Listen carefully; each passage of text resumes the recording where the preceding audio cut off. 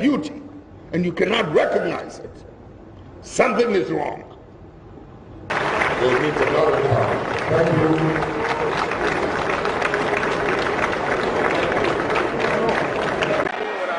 And I'll advise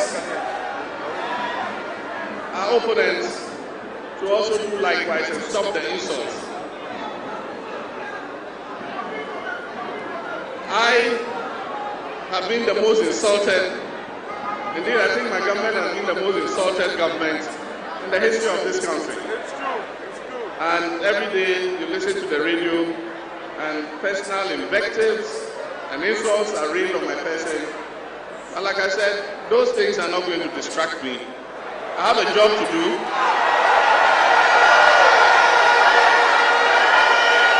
So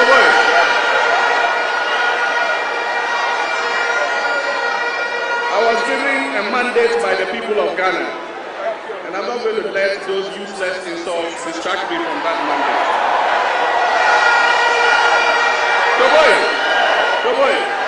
But I'm not surprised. I'm not surprised. If you see what your enemy will do to themselves, then you can guess what they will do to you if they get you. The other day I received an audio recording on my WhatsApp, and I opened it and listened to it. Indeed, I felt so sad. I felt sad. I mean, no cultured person should ever do what the woman who was talking on that audio did, Auntie B or whatever her name is, insulting the former president of this country. I mean, it's unacceptable. I don't know how many of you have heard that audio recording. It's unacceptable. And I felt sad for President Kufuor. But then it also gave me, in Twi we say, arishim, because if they can insult President Kufuor like that, they ask for me, they will grind me in a potoyua.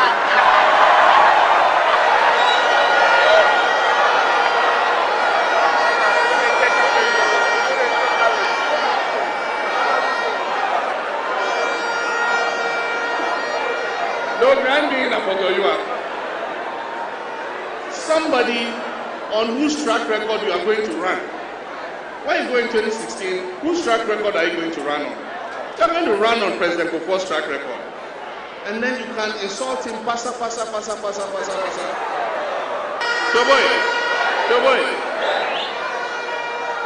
We had a person called Goebbels. For those of you who have read history, we had a person called Goebbels. Goebbels was Hitler's propaganda man. And Goebbels propounded a theory that if you take a statement, whether it's false or it's misleading, and you repeat it every day often enough, eventually the people will come to accept it as true. And so I noticed a very Goebbelian attitude and pronouncement in the MPP. They told all their communicators, anytime you mention Mahama or NDC, say incompetent. I say here Baumia and go say incompetent Mahama and say incompetent. You've never held any responsibility anywhere near presidency before. You don't know what it is like to be president.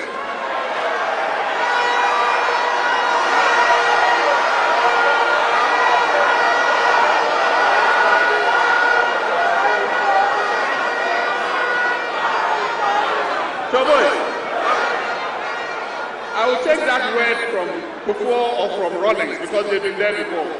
All of you guys have never ever come near the presidency. You know what it is to be a president. And you stand and say, incompetent Mahama administration. Incompetent.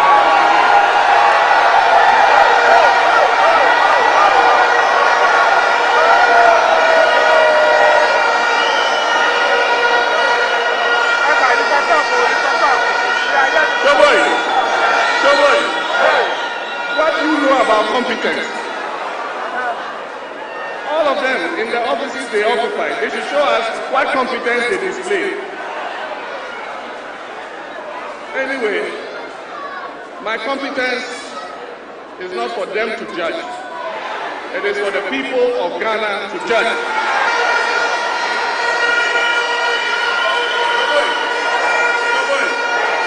And I know that come 7th November 2016, the people of Ghana will judge my competence and they will give me a second term in office.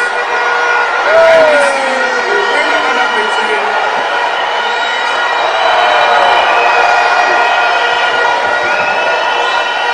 Stealing too much. These kids out here, they know everything.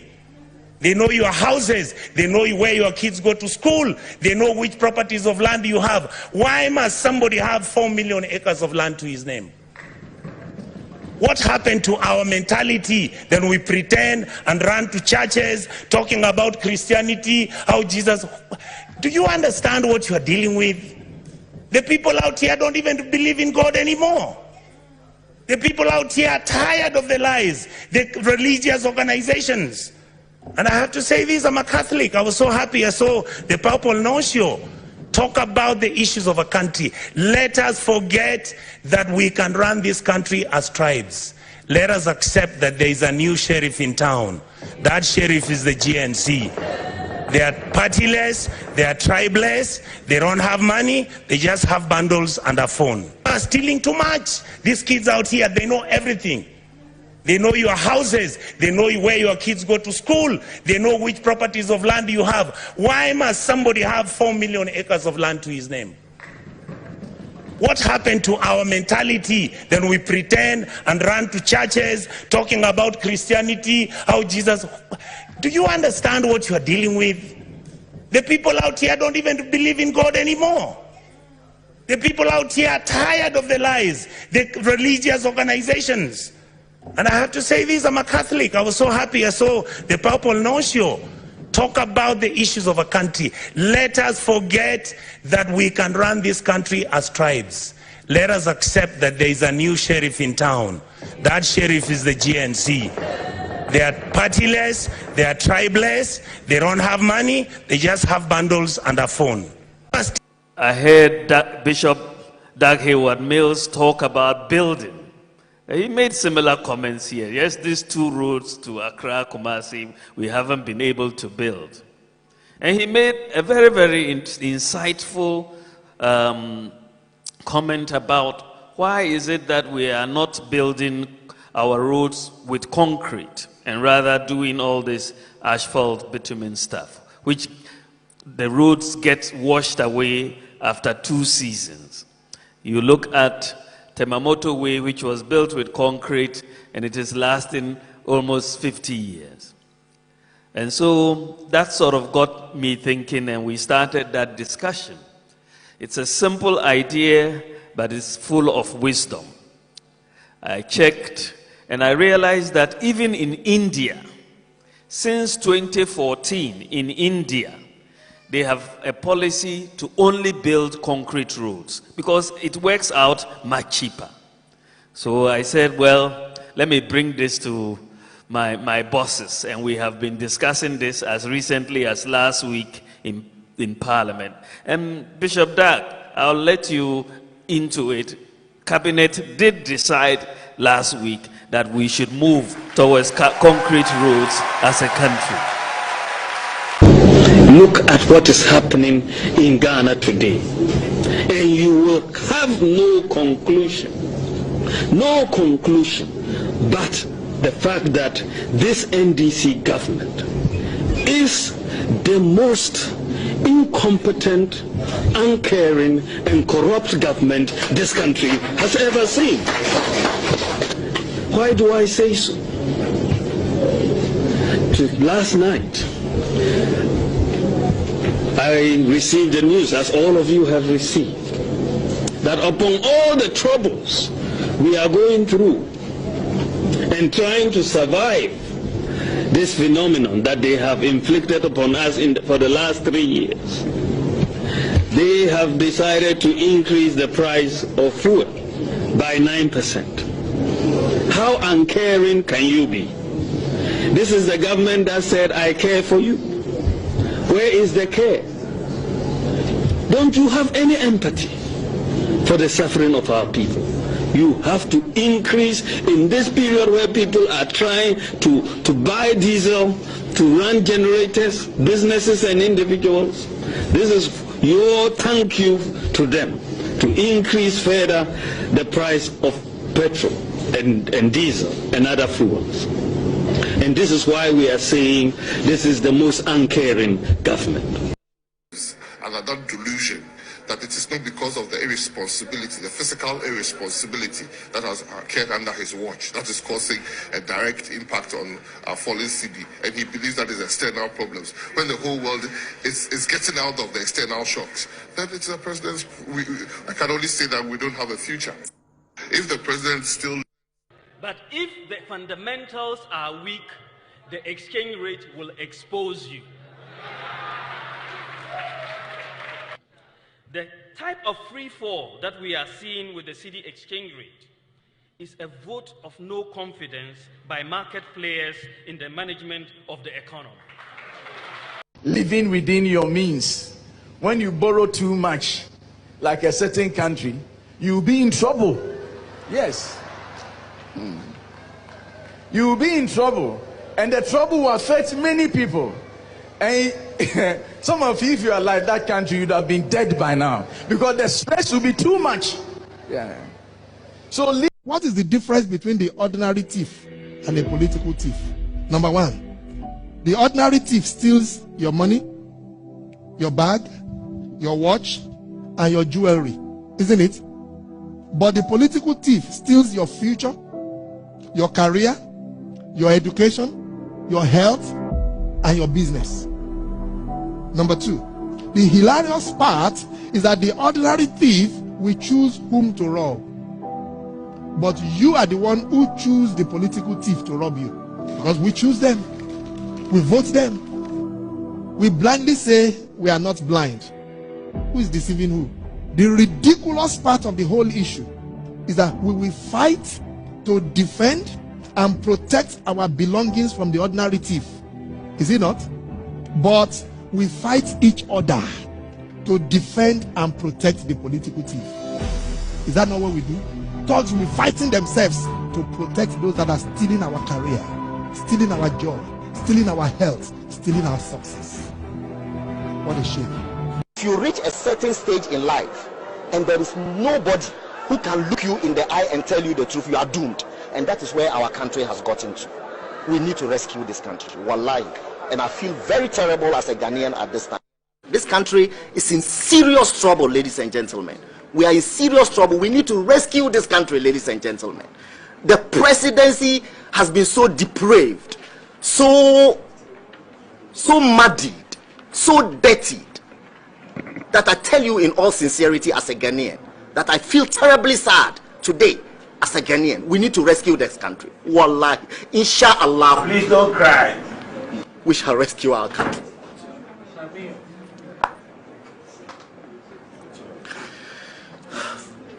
Government is broke, government is broke. The people are spending billions to go inside the government that is broke. Have you ever seen a minister who resigned because government is broke before? Government has no money. Have you ever seen a governor who said, ladies and gentlemen, when I was elected, I thought the government had money. Now I discover government has no money, I resign. Have you ever seen it? Government has no money, but they are bringing money out at election time. Where is that money coming from? So they are lying. What is happening is that there are two types of wicked people in government. Type 1, they eat current money. Any money they find in government, they will eat it. They are wicked about that one. There is type 2. Type 2, they eat current money and future money. They will say, my term will end next year. When I leave, how will I eat money? Let me borrow money now and borrow money of the future and eat it now.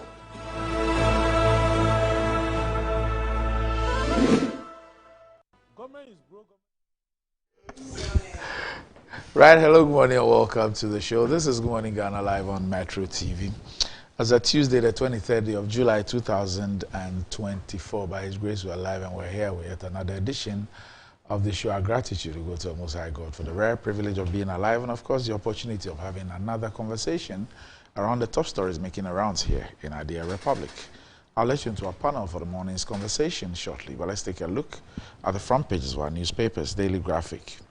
Tax manhunts for evaders, Ministry, GRA, massive taxpayer data cleanup. Arab Africa Financial Consortium will ensure rapid development, President Akufo-Addo.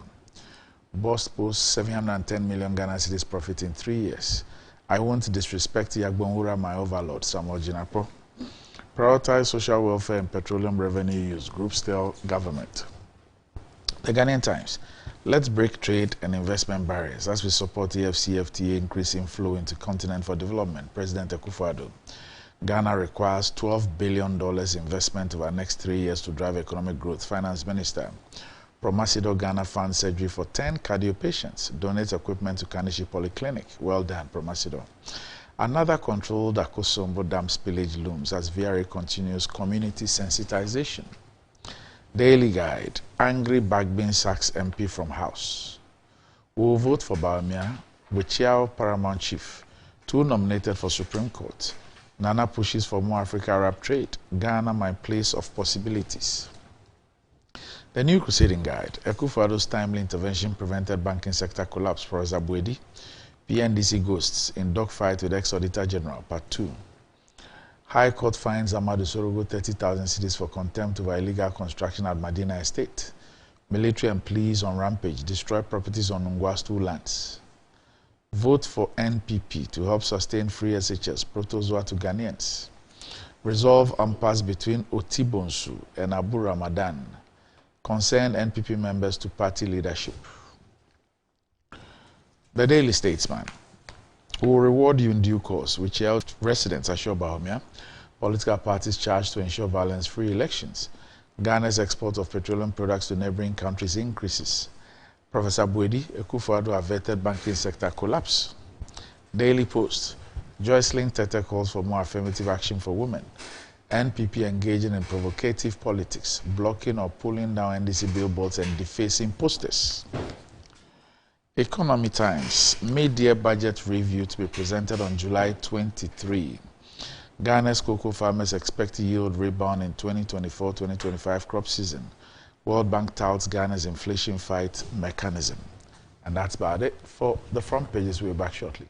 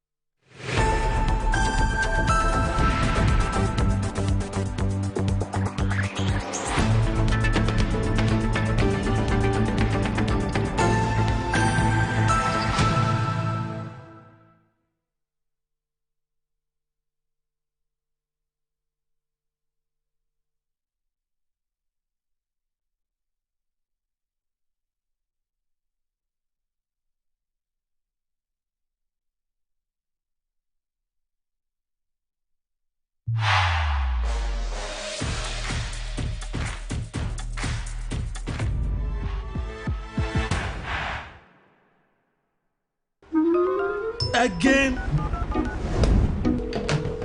Hello, thank you for calling MTN. This is Jerry, Jolly J for short. How may I help? I'm not happy with you guys at all. You've been giving Bongo gifts all the time. Who is Bongo? Oh, Bongo, my friend. He purchased in my room. Oh. You've been giving free gifts, but I don't. That's MTN rewards, sir. Talk, text, browse, and more, and you get to redeem free call time or data by simply dialing *550#. And on Fridays, you can even get extra special rewards like food vouchers, shopping discounts, and much more. Didn't tell me anything, no. Would you like to know how I got the name Jolly J? That won't be necessary, Mr. Jolly. Calling customer care service doesn't give you points. I'm gonna call my mom. I'll call my grandma. I'll call my ex. That girl can talk, Papa. Hello, Mama. So what's the topic for today? MTN. Rise and shine. It's another day to stay on point. Toast is Friday, it's still on point. Watch is Friday all day long. Still on point, yes, it's still on point. It's still on point. Watch is Friday, it's still on point. For your bread, it's still creamy. On point. For your toast, it's still on point. It's yummy. delicious. It's still on point. Still on point, yes, it's still on point. It's still on point. Still on point, yes, it's still on point. It's still on point. For your toast, it's still on point. It's still on point. Fortune spread, it's yummy delicious. It's still on point. Fortune spread, delicious, creamy, and always on point. This advert is FDA approved. Bet, blast, boom! Exclusively on Betway. Win up to 300% more when you play FlyX with Win Boost from Betway. Betway, get way more.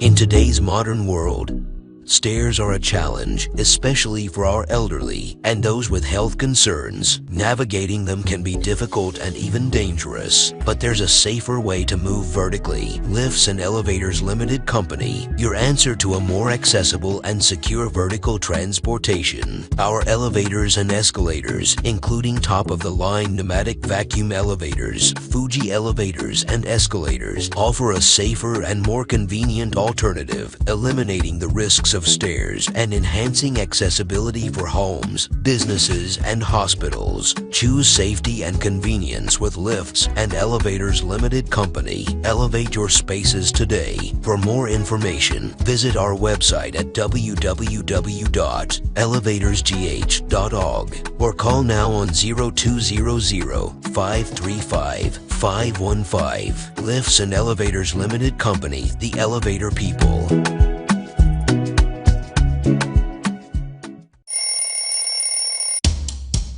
Anti-cavity, gum protection, brighter teeth, and fresh breath. I'm a fat missy way. Repacho Bantama. Matasi.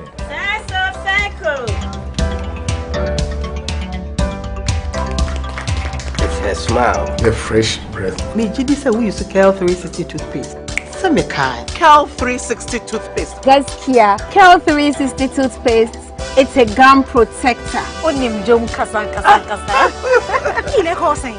Cal 360 did the way. It's cool mint. Gives me fresh breath and your confidence booster.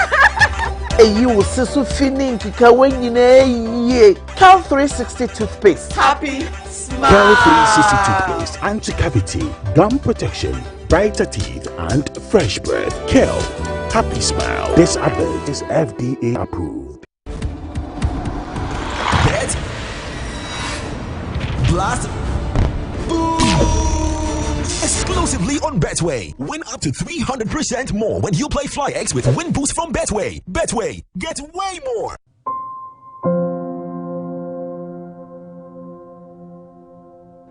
Ama, nansi mi jeno wo bin enkoye kwao. Ama ma ye bohu se kontomra akija. Nansi me hu se me nyo basima kura. Ama me kunu me into kwankwa. Oyiwa. Enye mo give us GC mixture and any capsules. Aye num boom. And what some na mo kana. E bua emma ene meme nyina. Ne ma wo ba ye obesima. Na be ma so aye be mesima. Ya, we be bua wo kunu. Ama ne giant sa wo de hye ne botum. Na wanyinya na nim tisese ne oyi chokmo.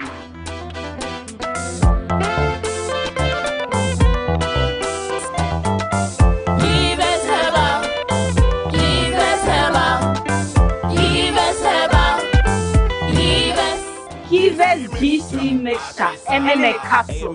Achisa. A pin for a batter, one more menu for one and Quada when you feel to me. Here is to the friends who took the chance with no regrets. Investors no more hated fortune. To the health workers who diagnosed blacks every move.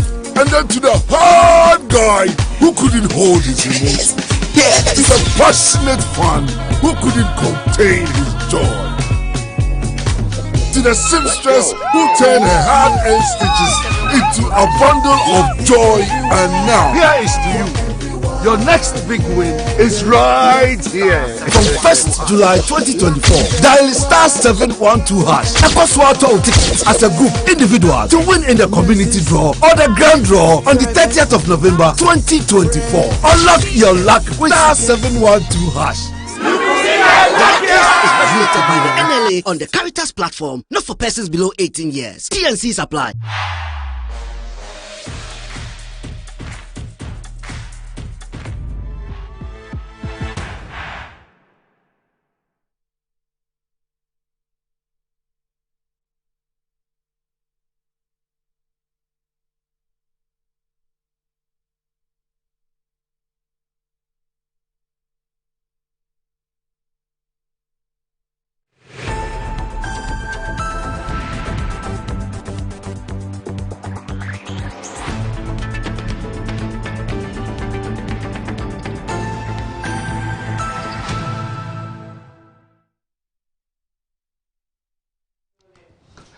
Right, welcome back to the show. If you just joined us, this is Good Morning Ghana live on Metro TV. And I'll let you into our panel for the morning's conversation shortly. But we're still in the month of July. And according to MTN's calendar, the month of July is SME month. SME month. So if you own a small or medium-sized business, get ready for an exciting month ahead as MTN Ghana brings you a host of exciting events carefully planned for SMEs across the regions. Businesses will be given the opportunity to set up at the MTN head office at the SME pop-up event, which started on the 4th of July and is going to run till the 30th of July. There will be quizzes on the social media pages of MTN with exciting prizes to be won. MTN will have developmental and capacity training for SMEs across the regions. And there will be promotions and major discounts on MTN's products to boost your pocket and your business. The month's activities will be capped by SME fairs, and the Accra one is ended. It started on the 18th of July and ended on the 20th of July. So next stop is the one at the KJTR market, which will start on the 26th of July and end on the 28th of July. So don't miss out on an open invitation to gain access to top-notch solutions, exposure to partners, and an opportunity to put your business on the map. Be a part of MTN SME Month 2024. You can contact MTN today by calling or WhatsApping 0244-308-111, 0244-308-111 to know more. And the approved and recommended family toothpaste is Kel 360 toothpaste. So if you're looking at something for the entire family which would also make you save some money, then your best bet is Kel 360 toothpaste, which is approved by the Food and Drugs Authority. It provides you and your family with all-round dental protection throughout the day with freshness. Kel 360 toothpaste is good for kids, children, and adults. Let your family be a proud family when they step out by constantly using Kel 360 toothpaste. It brightens your teeth, prevents cavity, and with its cool mint, gives you a fresh breath throughout the day and protects the gum from decaying. For consistency and quality, use Kel 360 toothpaste. It's another product from Samara Company Limited, producers of Sasu, and is available in all supermarkets, malls, and provision shops. Call Samara Company on 0246 864 798. Kel 360 toothpaste, happy smile. And enjoying the fruits of your labor is as important as enjoying the mansions of your labor. However, the pains of climbing the stairs, especially when you are not exercising, could be challenging irrespective of your age. But worry no more. Lift and elevators have got you covered with the best portable American pneumatic vacuum elevators on the market today. It's a simple, self-supported elevator for both homes and offices, and guess what? It can lift your goods too. Wheelchairs can fit in, and they come in 3 custom-made models. It's affordable and can be installed within 3 days. Visit Lift and Elevators at Sakumano, or just call them on 0200-535-515 or send a mail to elevatorsgh@gmail.com for consultations and the best solutions in easy vertical movements. Okay, so with me on the show this morning, I have the former Member of Parliament for the Okankwe North constituency, Alhaji Fuseni Isa.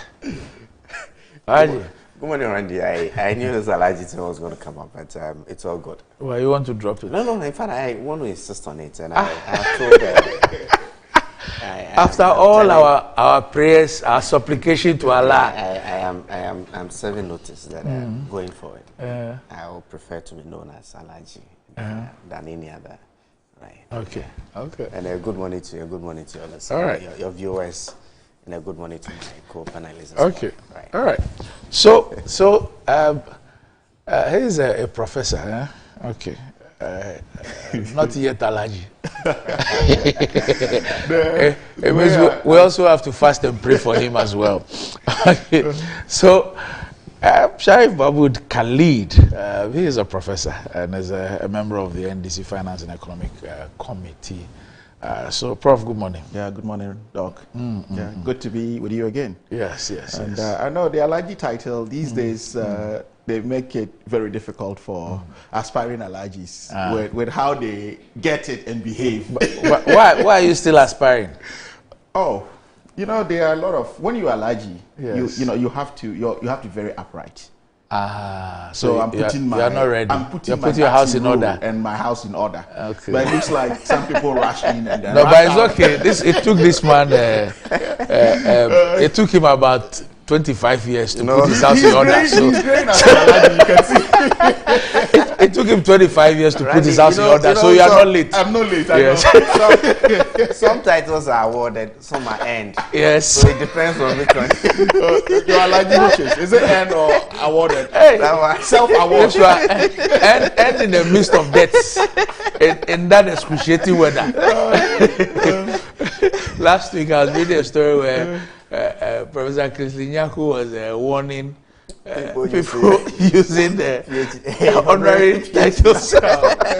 You get tired of this. It says that, when he was at GTech, he always, put that thing out. And his point was that, look, it's becoming a disincentive for people to go and earn it. Because, people are just, apart from the fake ones, people just go and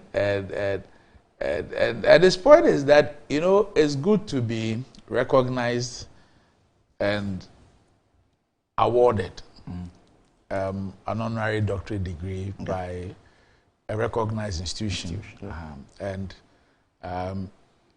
it pays glowing tribute to your contribution to society in whichever way, However, if you want to use the title, go and earn it. You see, Randy, then again, I recollect University of Ghana in one particular matter, saying that degrees are not earned, but they are awarded by the university.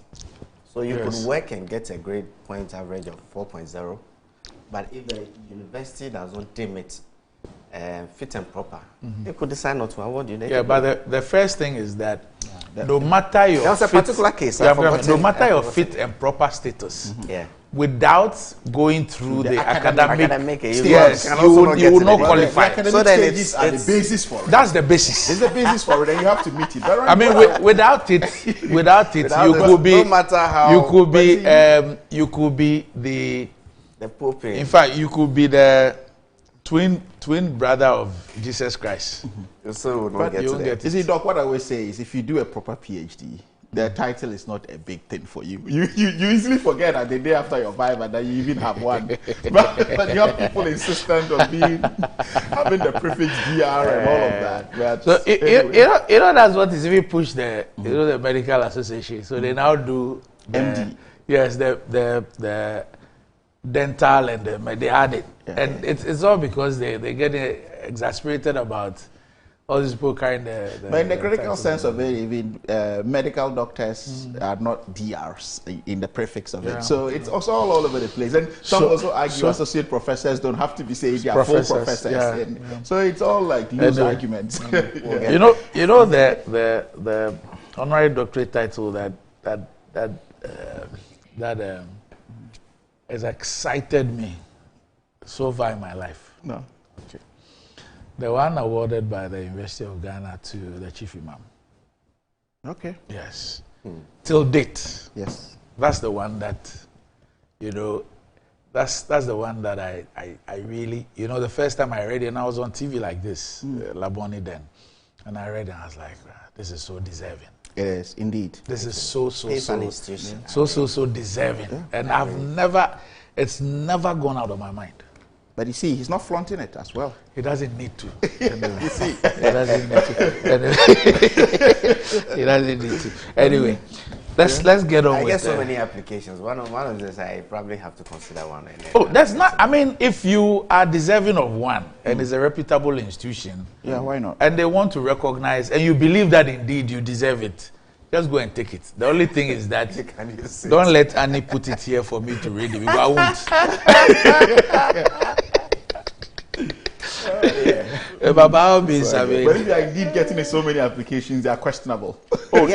Some of them I look. I mean, for years I've had that thing. I've had it for years. But let me put this on record. Like I've said, it is a good thing. To be recognized for your contribution and to be awarded by a reputable institution. It is, and so. Nobody should get. I mean, you still have like distinguished academics like Professor Nana Jenopoka Ajman, who still has a couple of honorary degrees to her name. You know, so these things still do happen. It's possible that even when you cross the academic, in the course of my life, I could get. You still get honorary degrees. I could get some. So from reputable institutions, not Mickey Mouse, fly by night. And when I get it, I'll write doctor.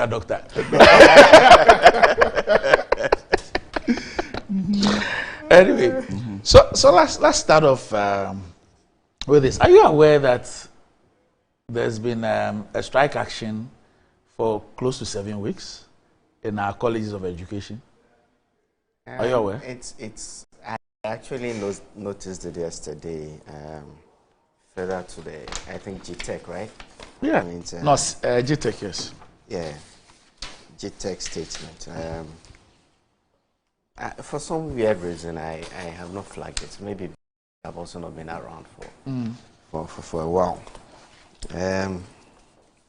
Anyway, bring up the matter, or the matter is up for discussion. Yeah. So it's something that had it had been on my radar, but I'm surprised that I have not really made it a front burner issue. But when I saw the statement yesterday from GTech, which is a letter addressed to the Controller and Accountant General, and it says it's signed by Nicholas Ameya, head IPPD, and it's signed for Professor Ahmed Jinapo Abdullahi. And it's a stoppage of July 2024 salaries of all teaching staff of the Colleges of Education. SETAG, and says that the instance of the Minister of Education on the non-adherence of SETAG members to call off an illegal strike from June 2024, you have by this letter requested to stop the salaries of all teaching staff of the Colleges of Education except for the college principals for July 2024. By this letter, college principals are not to validate the July 2024 salaries of all teaching staff. We count on your usual cooperation. And those who are put in copy, Minister of Education and all college principals. But the leadership, in a related development, the leadership of the College of Education Teachers Association has warned it will resist any illegal attempts to freeze members' salaries, vowing to intensify its indefinite strike until the arbitral award and negotiated service conditions are implemented. SETAG insists its strike is legal and accused the National Labour Commission of misinforming the public about its actions. The association also denied claims that its members have received arrears for the book and research allowance for the 2022-2023 academic year. Academic activities at colleges of education nationwide have come to a halt since SETAG began the strike in June, protesting the government's delay in implementing the arbitral award and negotiated service conditions. And speaking at a news conference in Kumasi, SETAG President Prince Obin Himan stated that members will remain on strike until all outstanding concerns are addressed. He cautioned that any attempt to illegally freeze salaries will lead to legal action, as the strike is a legitimate response to the government's delay in implementing the arbitral award and negotiated service conditions. The association also refuted allegations that its members are conducting quizzes and tests for students during the strike. SETAG clarified that students cannot take examinations if they forfeit lectures through classes for more than 21 days, as per the attendance policy of affiliate universities. The association advised students, principals, and affiliate universities to respect this policy and warned of legal action against any violations.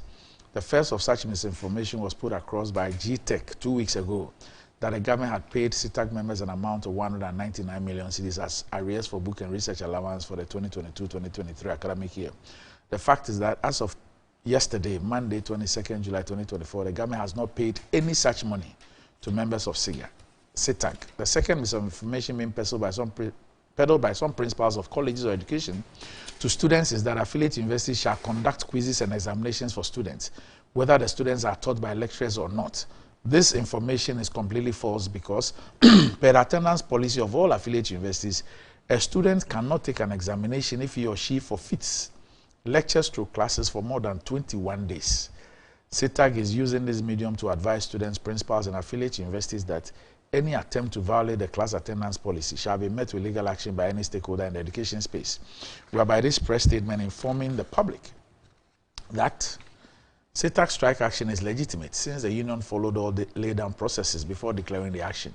The union wishes to notify the employer that until it complies with all the outstanding arbitration awards by the National Labour Commission, the union shall never call off its ongoing strike action. Lastly, we want to caution that any attempt to illegally freeze salaries of our members who are on a legal strike shall be met with a legal action against whoever takes such an action. CTAC will no longer tolerate injustice against its members because Ghana is a country governed by the rule of law. So, there's an issue. It goes to the National Labour Commission. The National Labour Commission, in arbitrating, makes an arbitral award and also negotiated service conditions which are supposed to be implemented. This has not been implemented. So, first of all, CTAC followed due process in going through the NLC. It's not been done. On the basis of that, they embark on a strike action from June. And we've seen this from the Ghana Tertiary Education Commission, which is asking the Controller and Accountant General to stop June salaries. And they describe this as an illegal strike action. CTAC says it is not illegal. CTAC also says that they put out some information that they've been paid some 199 million book and research allowance. It is not true. It says they put out information that they are organizing quizzes and stuff. That is also not true. They have done no such thing. And that the law is also clear that if students don't attend lectures for 21 days, then that is an attendance policy. So it means that they cannot take an examination, and obviously that will have an impact on the academic year. In all of this, the students are the receiving end.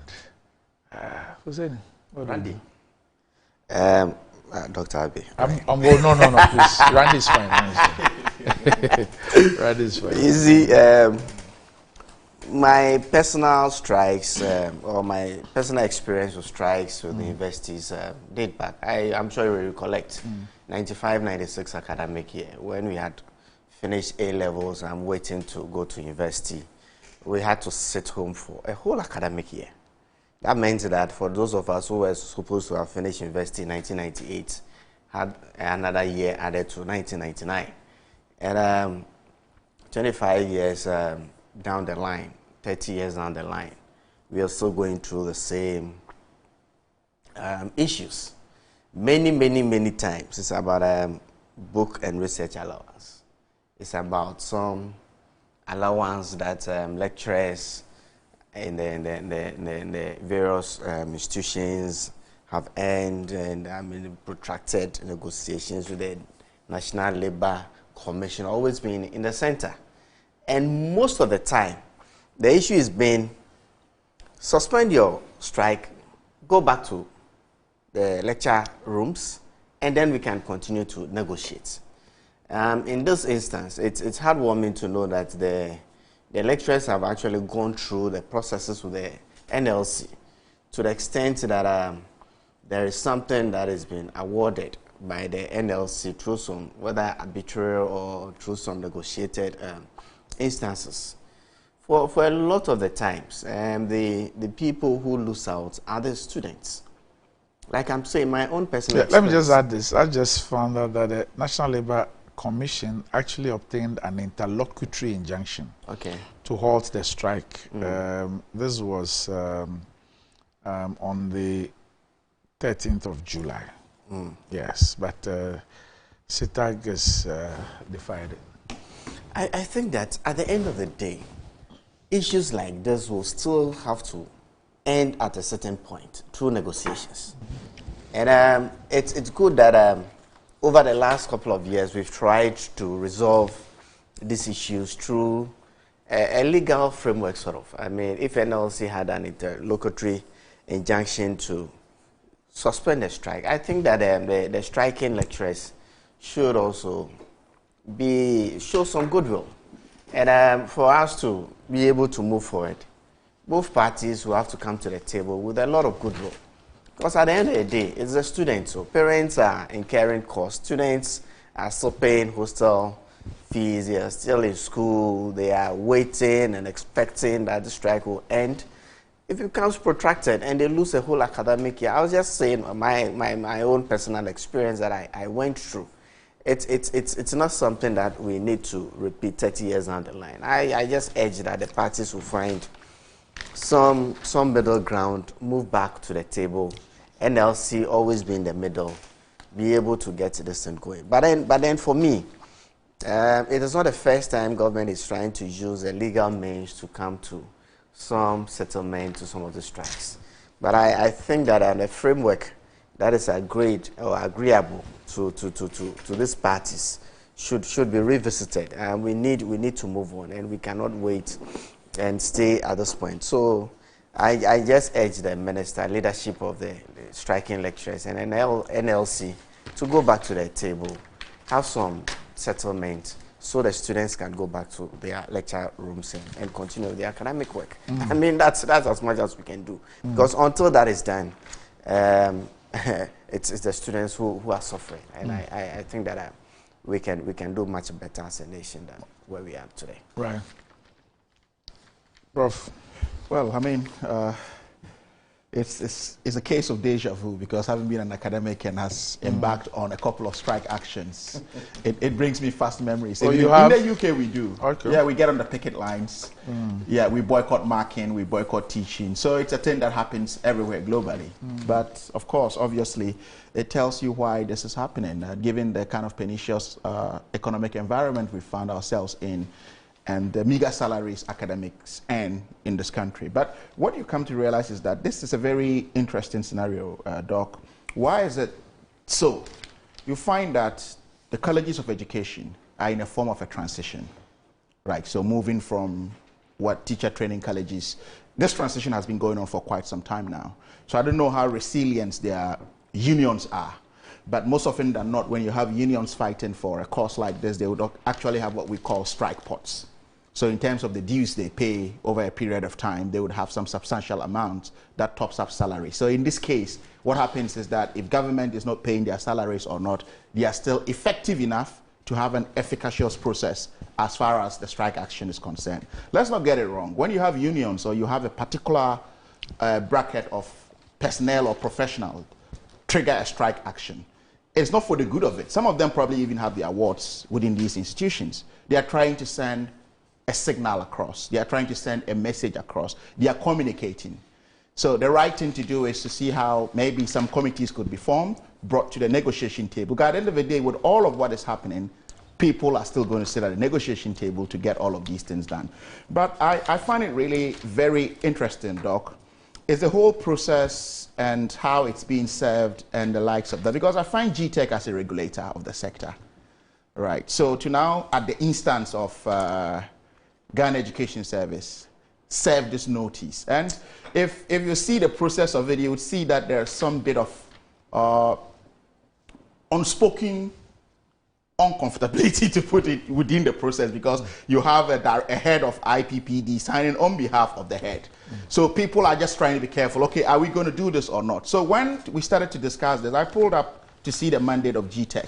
Even though it talks about the generality of their efforts, you would see that in terms of functionality or objectives, one, it says efficient, effective administration and accreditation of tertiary education institutions in the country. Principles of provision of consistent quality services. I'll skip a few. Then it talks about functions of the Commission, general advisory, coordinating, regulatory, accreditation, among others. I was thinking that GTEC shouldn't have been rationed to serve this in a way, much as it will probably have a wider remit, because you would find that you are playing a key regulatory role. And when you play in a regulatory role, this becomes a very sensitive issue. Also, I don't know how long the strike action has gone on. Most often than not, in very matured economies or jurisdictions, it is the days that you miss that you don't have salaries paid to.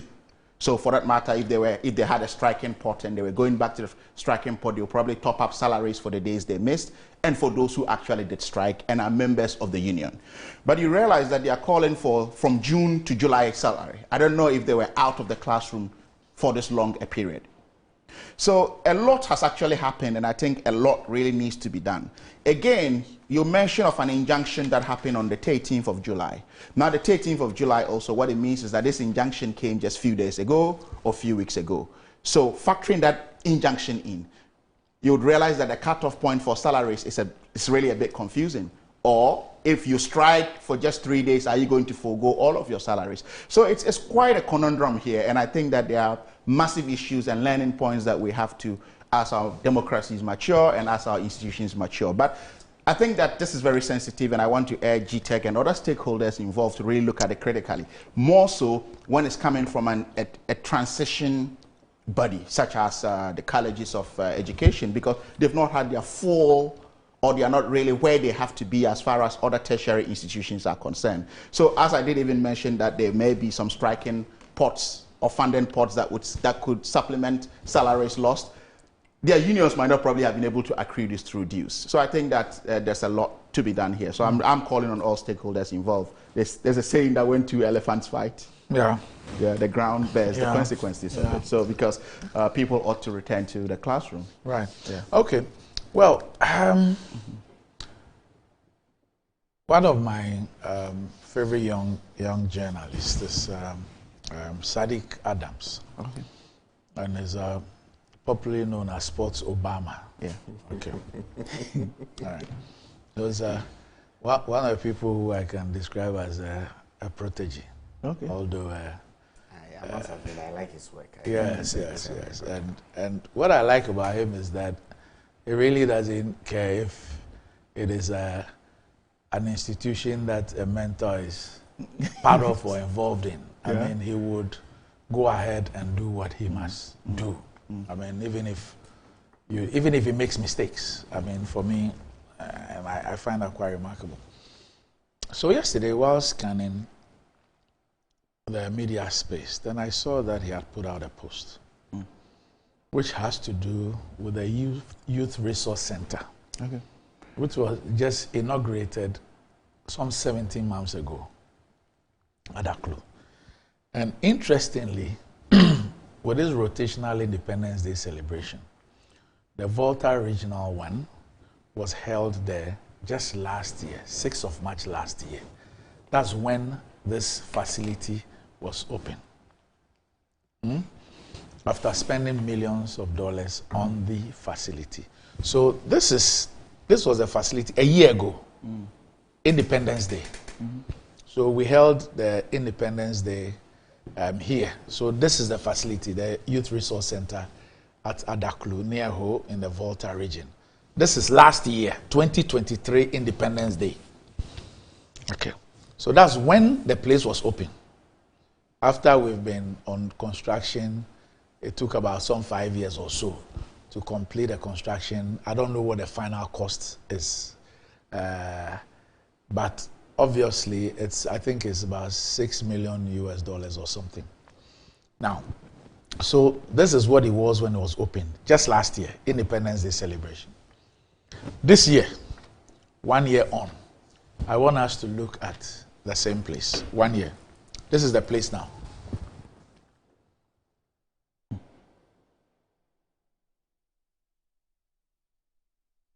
This is the place we just watched a year ago, the Independence Day. Yes. So this is Sadiq Adams' report of yesterday. So this is the place in 1 year. The center. the place that was built and commissioned last year March and used for the Independence Day celebration. But I don't get it. Was it purposely built for the Independence Day celebration? No, Yeah, but so it was used when the Independence Day, when Volta region was chosen. Yeah. So they used that place to do. So I'm sure that they even sped up the process so that they could hold the event there. A year on. No, but I think without asking a lot of questions, it feeds into some of the procurement politics we talk about. Because I don't know what informed the decision of providing this sort of a facility for Independence Day, whether there was no existing facility. But given its state now, is it that it's locked out for usage, or it didn't really have need and it was awarded to a contractor to now build this? No, you can't even say that there's no need, because you see, the whole as a region has a stadium. Yes. But that stadium is not fit for purpose. Okay. Zero. Yeah. Okay. Now, whatever it is, this facility has been built. Yes. And it's built with taxpayers' money. This is under the auspices of the National Youth Authority, who is an agency under the Ministry of Youth and Sports. Okay. And so it was built, and the facilities, apart from the football field, there's supposed to be some other ancillary facilities. Yes, facilities there. Now, 1 year on, after sinking these millions of dollars into this facility, this is what it is. And I am sure that if today we went on the government tracker, if it's still up there, if we went on a government tracker, you will see this as something completed some 16 or 17 months ago. But this is it. 1 year on, this is it. Dr. Alvin. Yes, sir. 1 year. It's heartbreaking, because I recollect the momentous occasion of the president's decision to take the independence celebration across the country. It has enabled a lot of the regions which hitherto never had opportunity to experience this whole 6-match thing. For me, I value it because I recollect in 1990, yes, I marched in front of Jerry John Rawlings, and it's one of my very proud moments in secondary school. This facility, it's not unique to the Volta region. There were 10 of them meant for the hitherto 10 regions that we know. And I think a number of them have been completed. But akin to our culture, that is very negative, that we all need to do something about it. Between the National Youth Authority, between the Ministry of Youth and Sports, or even roping the local assemblies, I think that we could have put it together a better management scheme for these facilities. I don't think that this cancer or this problem is unique to the Youth Resource Center in Adaklu, in the Volta region. Our main stadiums, in fact, I recollect 2008, the build-up to the African Cup of Nations. The investment we sank in Accra Sports Stadium, Kumasi Sports Stadium. But I watched some of the games in Tamale. The coming on stream of the Cape Coast Sports Stadium. I think these are issues that we had. And even the run-up to the All-African Games that we held recently this year, there were issues of who goes on to manage those facilities. And I think that as a nation, we need a framework.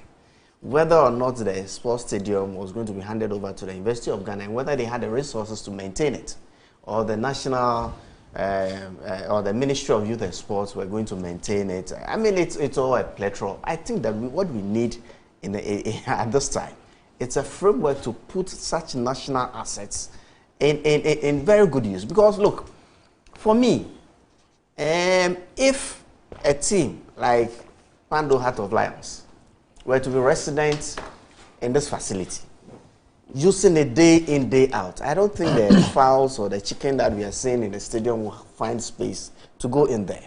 I think that the pitch will be maintained.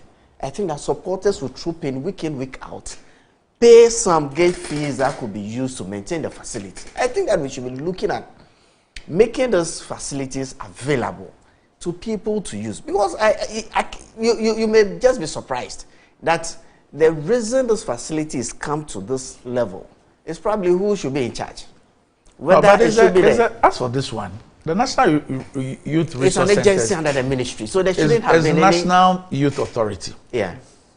And it's an agency under the Ministry of Youth and Sports. Yeah. The other sports facilities is the Sports Authority, which is also an agency under the Ministry of Youth and Sports. You know, but look, my club, Bando. Yeah. That what was there, which was called a stadium, okay, was built by the colonialists in the 50s. So the only yes, but you put together the only structure on that thing, some 3-room structure, was built in 1953 by the colonialists. I mean, so I'm sure that it was just a park or something for the place and all that. So, I mean, no drainage, nothing. Look, from 2014, the Sports Authority, and so by extension government, has not put in 1 peswa from 2014, 1 peswa in doing anything. But Randy, should these things come from the central government? What's the local assembly doing? You don't get the point I'm making. I'm saying that it is the Sports Authority that has the facility. It's not the assembly. So the assembly, you will not expect the assembly to go and take over that thing. We all know the theft war in the public space. So from 2014, we have maintained that facility to be the way it was until we qualify for the Premier League, where the rules of the Premier League would not permit us to use that facility the way it was for Premier League matches. So we then decided to go into an agreement with the Sports Authority to give us the place over a period so that we can construct virtually a new stadium. Okay. New. And that is what led us to go playing elsewhere, have a season, which almost led us to relegation.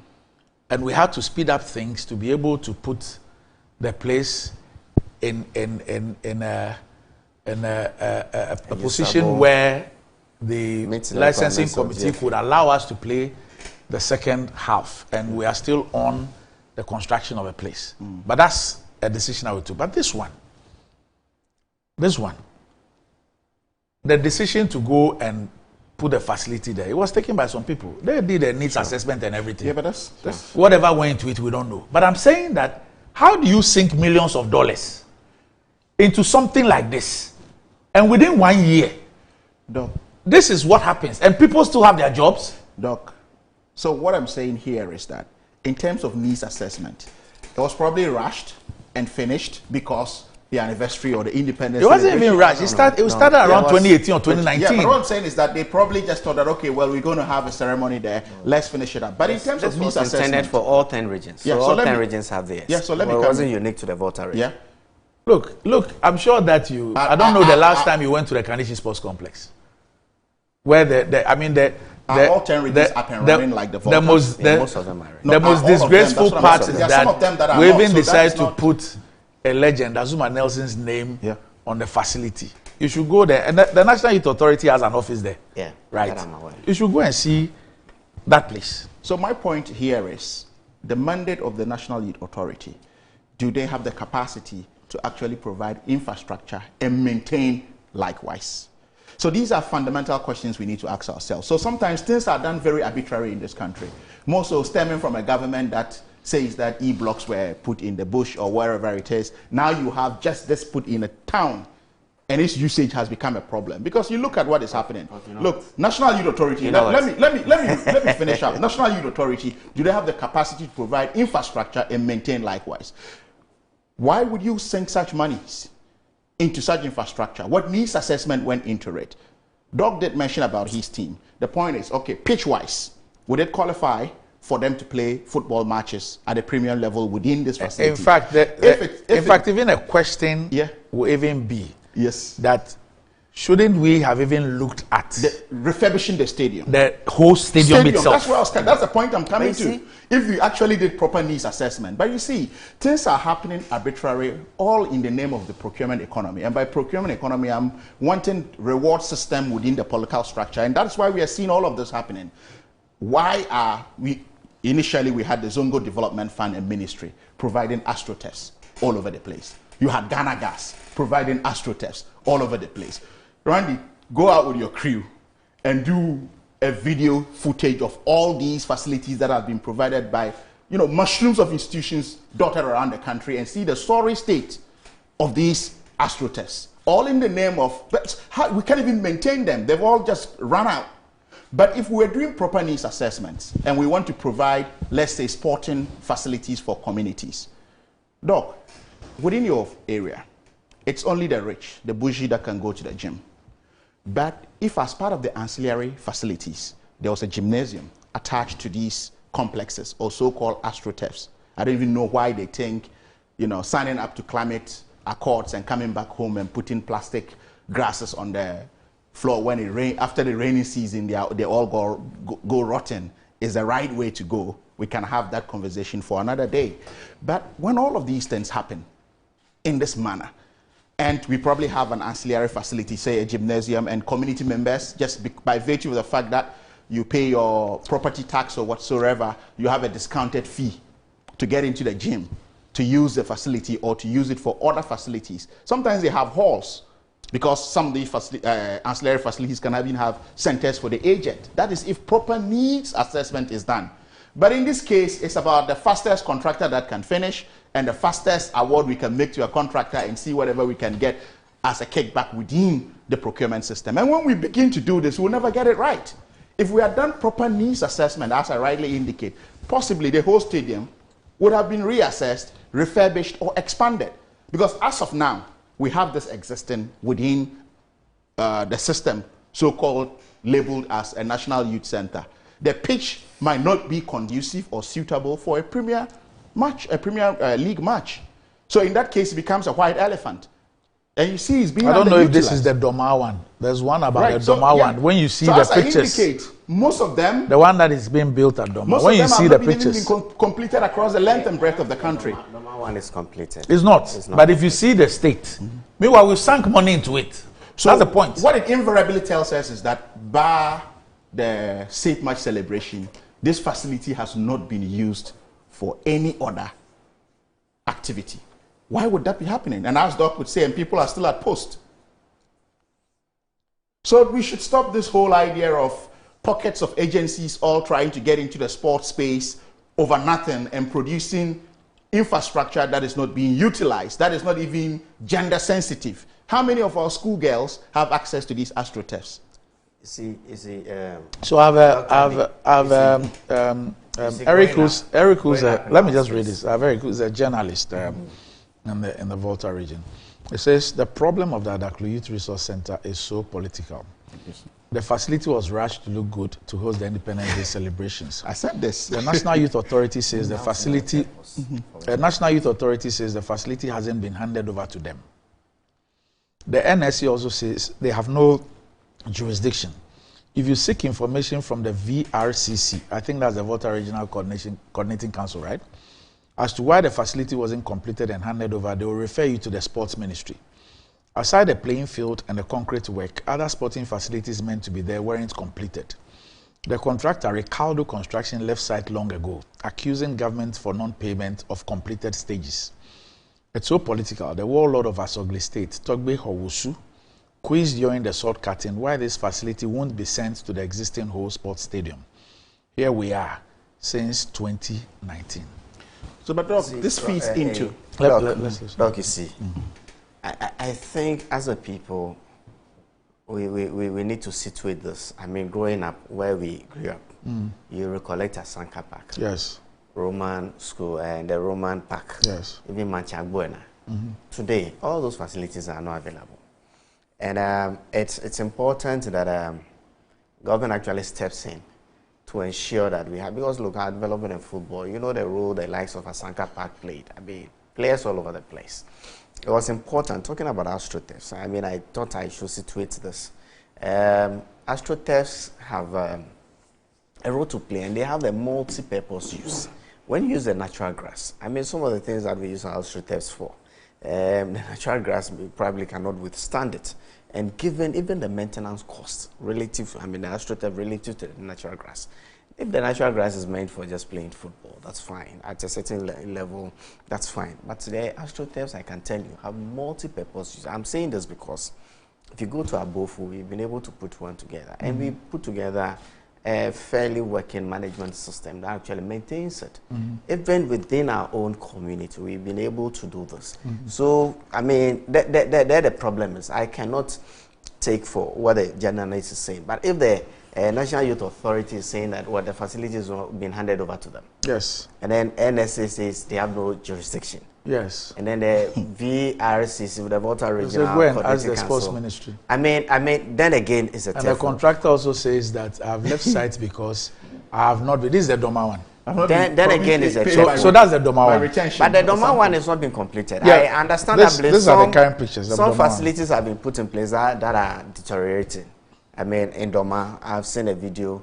I saw a video on it a couple of weeks ago, understandably, but it's not been completed and it's not been handed over. But for what we saw in Pando, just like they also say, Adaklu. I mean, who is the Volta Regional Capital? Yes. So, I mean, for Volta Regional Capital to have such a facility that we are unable to maintain in one way or the other, it's a big matter. It's a big issue because this is a region that produced Voradep. A couple patrons of yesterday. Yes. You know, and I mean, if this facility could be used to unearth talents within the region. I wish I could show you. I wish I could show you pictures of the whole stadium itself. For me, it's heartbreaking. But I'm hoping that when these issues come up, people in authority should sit up. Resolve them. I mean, how do you justify that you have spent millions of dollars? I agree with you that we shouldn't sink public money 1 year down the line. Facilities. Yes. That's what I'm saying. By far, it's probably only the anniversary celebration we had, and that by far would have just. So okay, this is the whole stadium. The whole stadium. Yes. But it's already state today, right? What? Is that the state today? Yes. Doc, but what I'm saying is, you see the. So that's the facility that is being used. No, so just a month ago, the second division middle league, it was played here. Was it last season? Is it grassless? No, there's grass. There's grass. And then when it rains, there's something else. So that's the pitch you're seeing there. Doc, what I'm saying is, you look at the ripple effect of this. Your team, right, almost got relegated. Yes. Because of the pitch. Yeah. So if we're having real, and you could see the national psyche of football or sports in general in this country, and look at the investments we've put into this. We hosted few international events, and you'd see the abysmal show we put up. So all of this, all of what you saw, what the stage people climbed to take medals and the infrastructure and all of these things that came up to the fore for discussion. Somebody just sent Should we be disgracing from Yendi? Yeah, that they have the same situation. They have the same situation. So if we sit here. Completed? No, but I thought you said they were all completed. You know, some of them, you know what, we went, we paid, look, the Koforidua one. Yes. Yeah. At the time that the president commissioned it, I can tell you that the grass was not ready for football. Yeah, so that's the politics. I can tell you that the grass, the pitch, was not ready for football. You know, we had this issue in Cape Coast a couple of years ago when it was used for the 6-match celebration. I saw it maintenance post the event between. Oh, that's different. But that's different. That's different. I mean, it's all this pressure out there. No, but that's very different. I don't know how. Look, what I'm saying, this whole national resource centers. We need to find out how much money we have put into these so-called resource centers, and whether they were actually where we are now. What has happened? Yeah. Exactly what I'm talking about. But the point here is that these national resource centers, under which authority? We say National Youth Authority. Yes. Do they have the capacity to maintain them? What's the model in maintaining them? These are fundamental questions. You just don't put infrastructure, put brick and mortar together and abandon it and disappear. So, which is why I'm saying all of this stems to procurement culture in this country, which we have witnessed in the last 8 years or so. So then again, you ask yourselves, why would such a decision even affect a private man who is trying to keep a football team? If proper needs assessment was done, here is the infrastructure we have. The team cannot use it because the size is not adequate enough for playing at that level, or playing football or having football activities at that level. And you have an abandoned sports stadium or a colonial legacy of a sports stadium that can also not be very effective in delivering this. So what happens is that you really have massive problems across the sporting chain. And yet still we claim that we have had enormous investments as far as sporting activities are concerned. But for me, in the course of all of this is all these agencies springing up in the name of sports centers. What is the obsession with all of these sports centers that are actually not even reflecting in the quality of international sporting activities that we host, and are not also, reflecting on individual premiership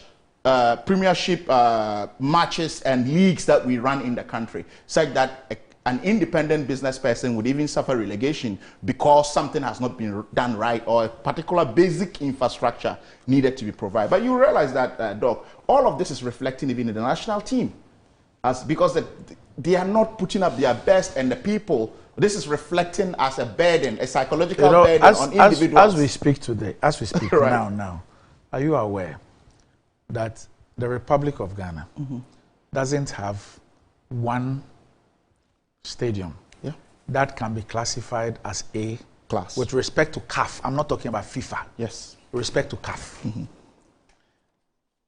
Not one. Yeah, Randy, you see, every time. Not one. And the one is not because Accra, Kumasi, and Cape Coast, as per their how they look like. Their geography. The point I'm trying to make is that it is not a need to build a new stadium. Yeah. But it's just about the current facilities and maybe upgrading some things in the stadium. That's just the last time I was listening, and we wouldn't do the same. We are springing astroturfs and sports centers all over the place. I'm saying we don't have one. To the extent that you see, there are some African countries who today are having to play their national teams, national team games in other countries, neighboring countries. Yes. We have been close to that on 2 occasions. Yeah. Now, what you're seeing now is I don't want to even say Azuma Nelson Sports Complex, but that's the official name. The Kaneshi Sports Complex, which we also told there was a sword that was cut when the Honorable Isiama was Sports Minister. Sword was cut, and that we're going to turn this place around. This is the current state of the Kaneshi Sports Complex. Also was cut under this youth resource thing. I'm sure that was supposed to be the Greater Accra. It needs to be audited. This was supposed to be the Greater Accra one. People have even sent me a text now about the Nyinahini one, which was supposed to be in Ashanti. That one too.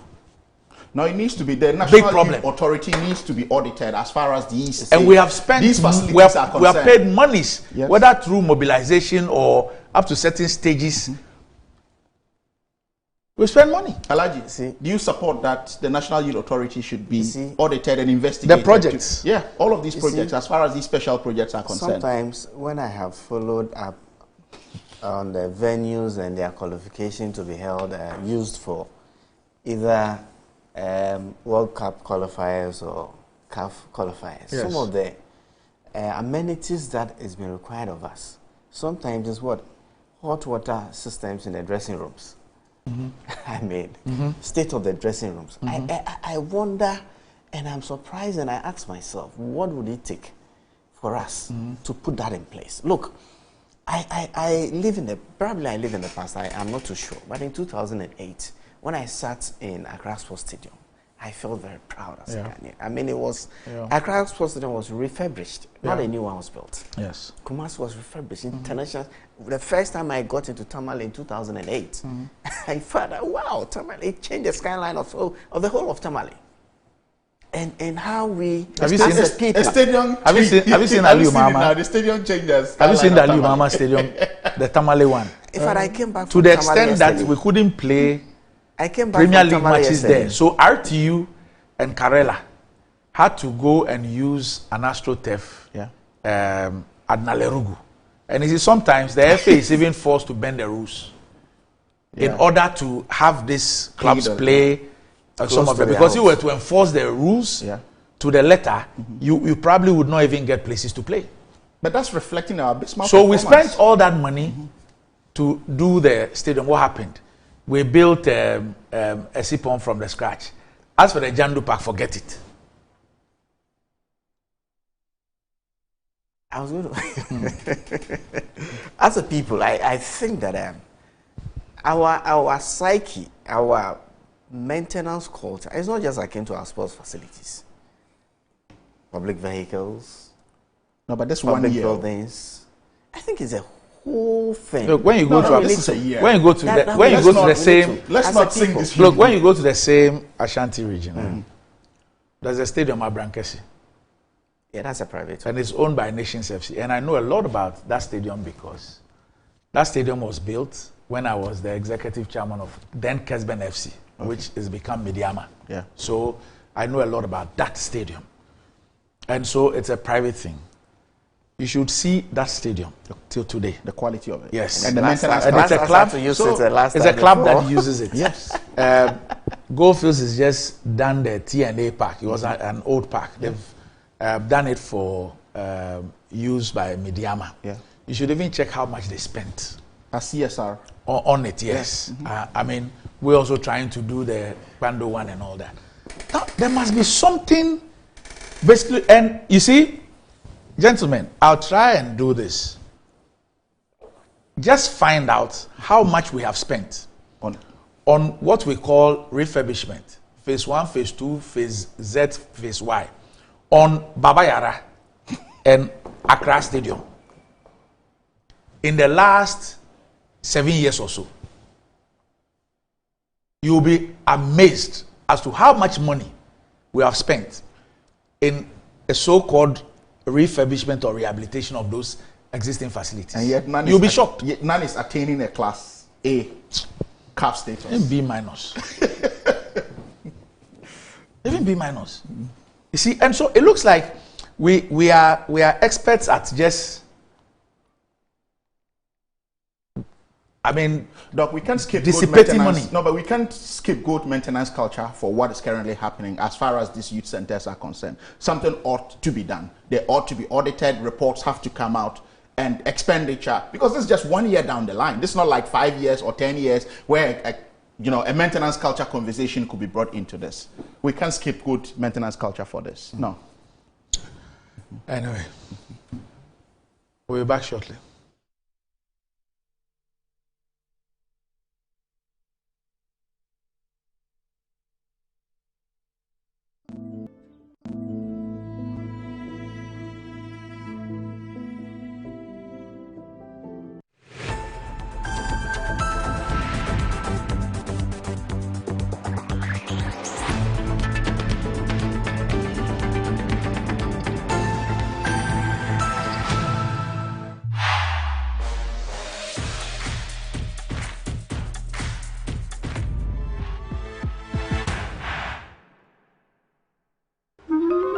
Again.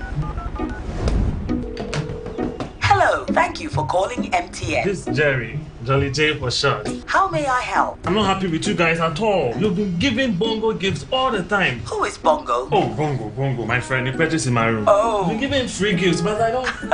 That's MTN Rewards. Talk, text, browse, and more, and you get to redeem free call time or data by simply dialing *550#. And on Fridays, you can even get extra special rewards like food vouchers, shopping discounts, and much more. Didn't tell me anything, no. Would you like to know how I got the name Jolly J? That won't be necessary, Mr. Jolly. Calling customer care service doesn't give you points. I'm gonna call my mom. I'll call my grandma. And I'll call my ex. That girl can talk, Papa. Hello, Mama. So what's the topic for today? MTN. Bet. Blast. Boom. Exclusively on Betway. Win up to 300% more when you play FlyX with Win Boost from Betway. Betway. Get way more.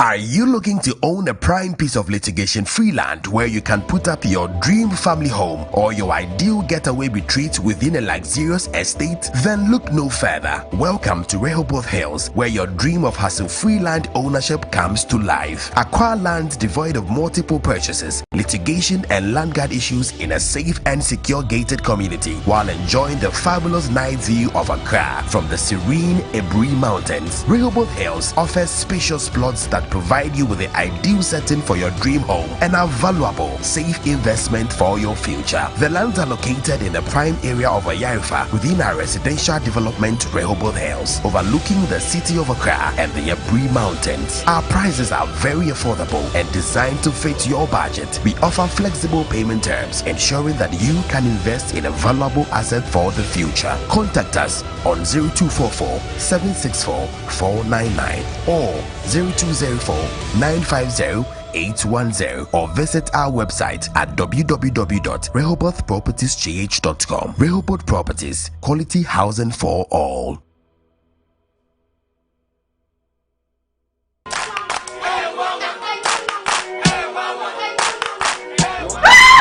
Mother Papa is walking home.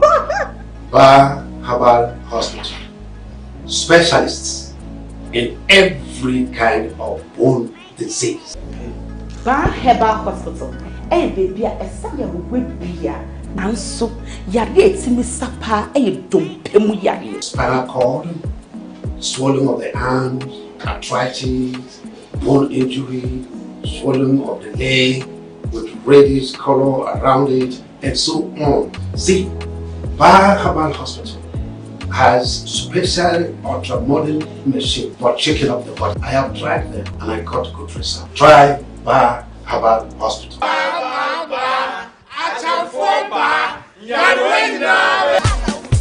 Still asking what luck means? At Luckiest, we believe it's more than just chance. It's joy waiting to happen. Let's go. Dial *712#. Now password to tickets not as a group, individual and as a community. Now participating in the Luckiest from the 1st of July 2024. Grand draw near 30th November 2024. Luck is everywhere with the Luckiest. The Luckiest is regulated by the NLA on the Caritas platform and is not for persons below 18 years. Terms and conditions apply.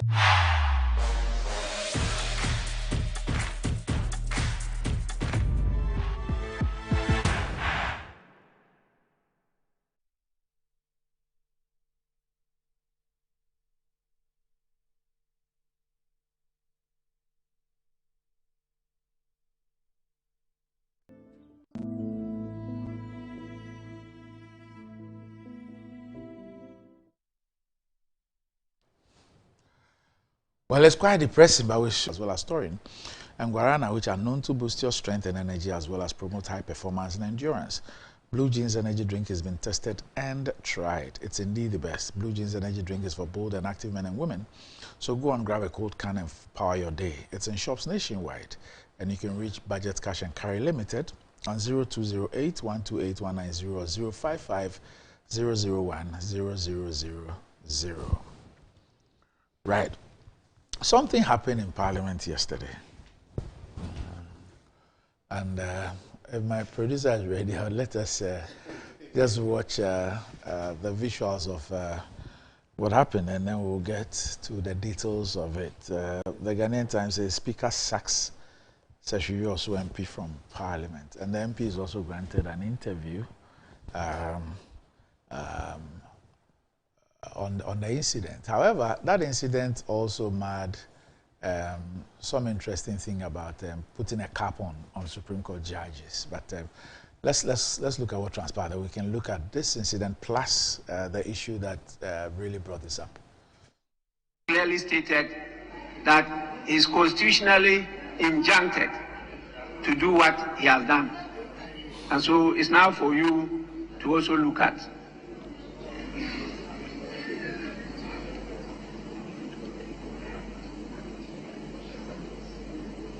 Eavesdropped, and the senior member is saying a few things, but since he's not saying it into the mic, I won't be the one saying it.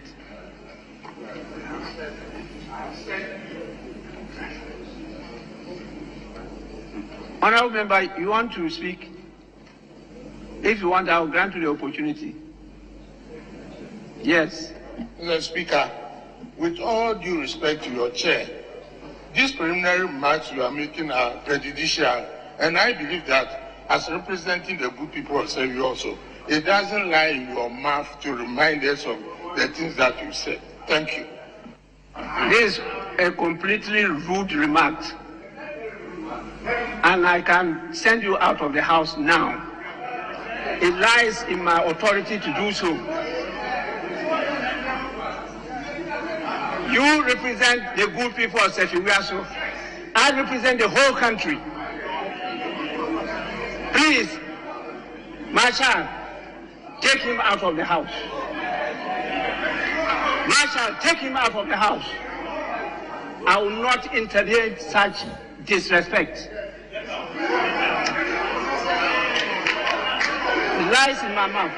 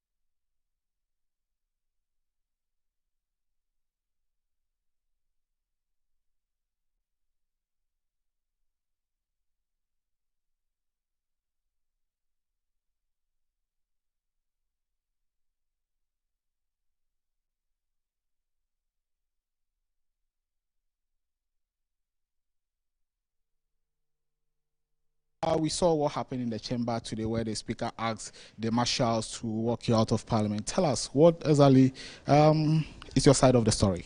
Okay, it's very unfortunate that this thing should have happened. As you know, it's out of my character, and I have not had any incident. So I was mortified when the speaker asked me to leave. But when you look at the social media, I've seen some remarks being made by the speaker. If it were that remark alone, I will not have even uttered a word. But suffice to say, all those things which were antecedent to his summary, which is appearing on social media, that is what got me to react the way I was reacting. And indeed, he gave me the opportunity to speak, so I spoke my mind. So I found very wrong that you should tell me to leave the chamber. When you are a speaker, it doesn't mean that nobody else can challenge your decisions, especially when procedurally you have given me the opportunity to talk. I don't see the speaker to be asking you not to make a remark, because he actually notified you and asked you to speak. True. So his point is that you answered him, or the remarks you made were rude. And it wasn't rude, because we are not children in the place. So I take strong exception to that. If you're a speaker and you are telling us and directing us that we should look at there are too many judges and whatnot, I think that was very, very, very unfair, or I don't know, I'm short for words, because the more even I think of it, professionally, it was very, very unprofessional. But is it not just an advice from the Speaker of Parliament who oversees, proceedings of the House? You've gotten it wrong. Right, so you actually saw what transpired in the House, but what led to all of this? Okay, so President Nana Dankwa Akufo-Addo, in a letter to the Speaker, indicated that he, the President, nominated 2 justices to the Apex Court to constitute the full complement. This is what was said in the letter, full complement of the court, and the nominees are Justice Sophia Rosetta Benasquesa, a Court of Appeal judge, and Professor Richard Frimpong, an academic. And the President said the nominations were on the advice of the Judicial Council under the signature of its chairman and Chief Justice Gertrude Tokono. And referring the nominations to the committee, the Speaker said there was the need for a national dialogue on what constitutes full complement and whether or not there should be a cap on the number of justices on the Supreme Court bench. Quote, what this means is that we are being called upon by this letter of the President as a House to look at the issue of full complement of the Supreme Court. We need to look at what makes the full complement of a court. Should it be 13, 14, 15, or 20? It is for this House to decide.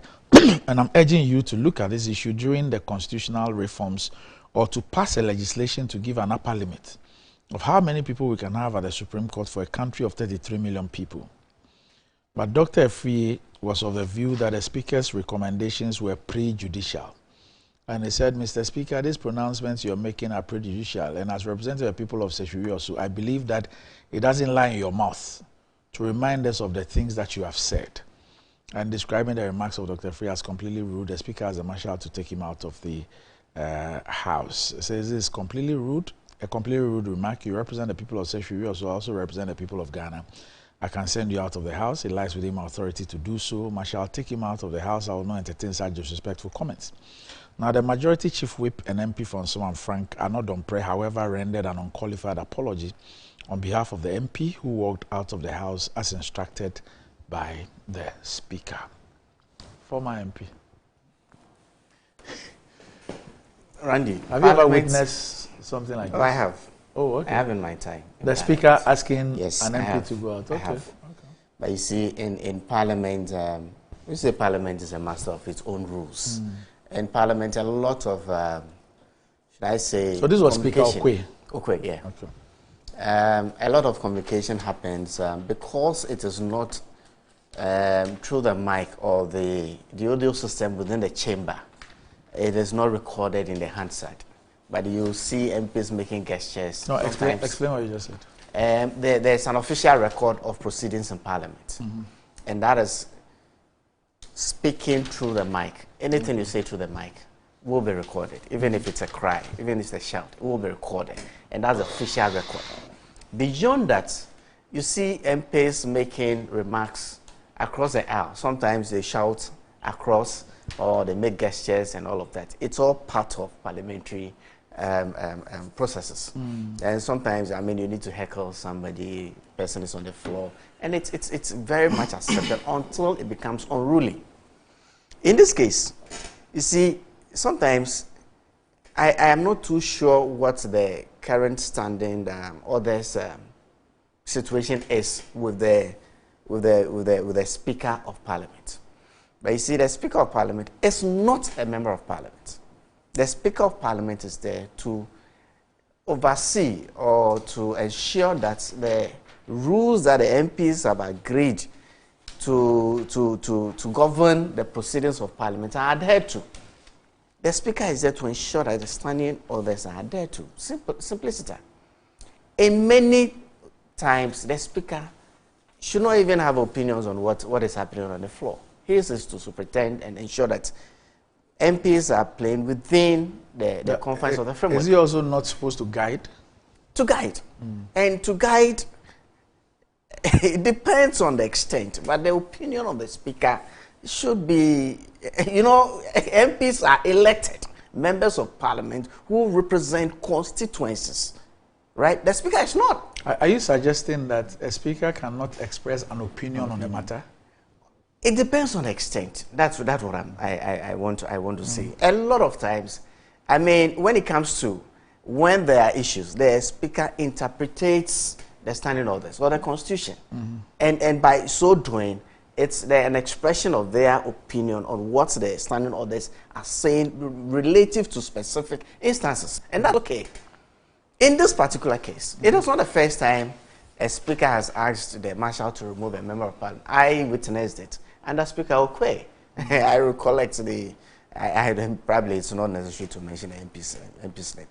You see, when proceedings are happening, and especially in this instance, where there is specific communication from the President to Parliament, I really will find it very difficult to accept that at the time of that communication is where the speaker also offers his opinion on the matter that communication is raising.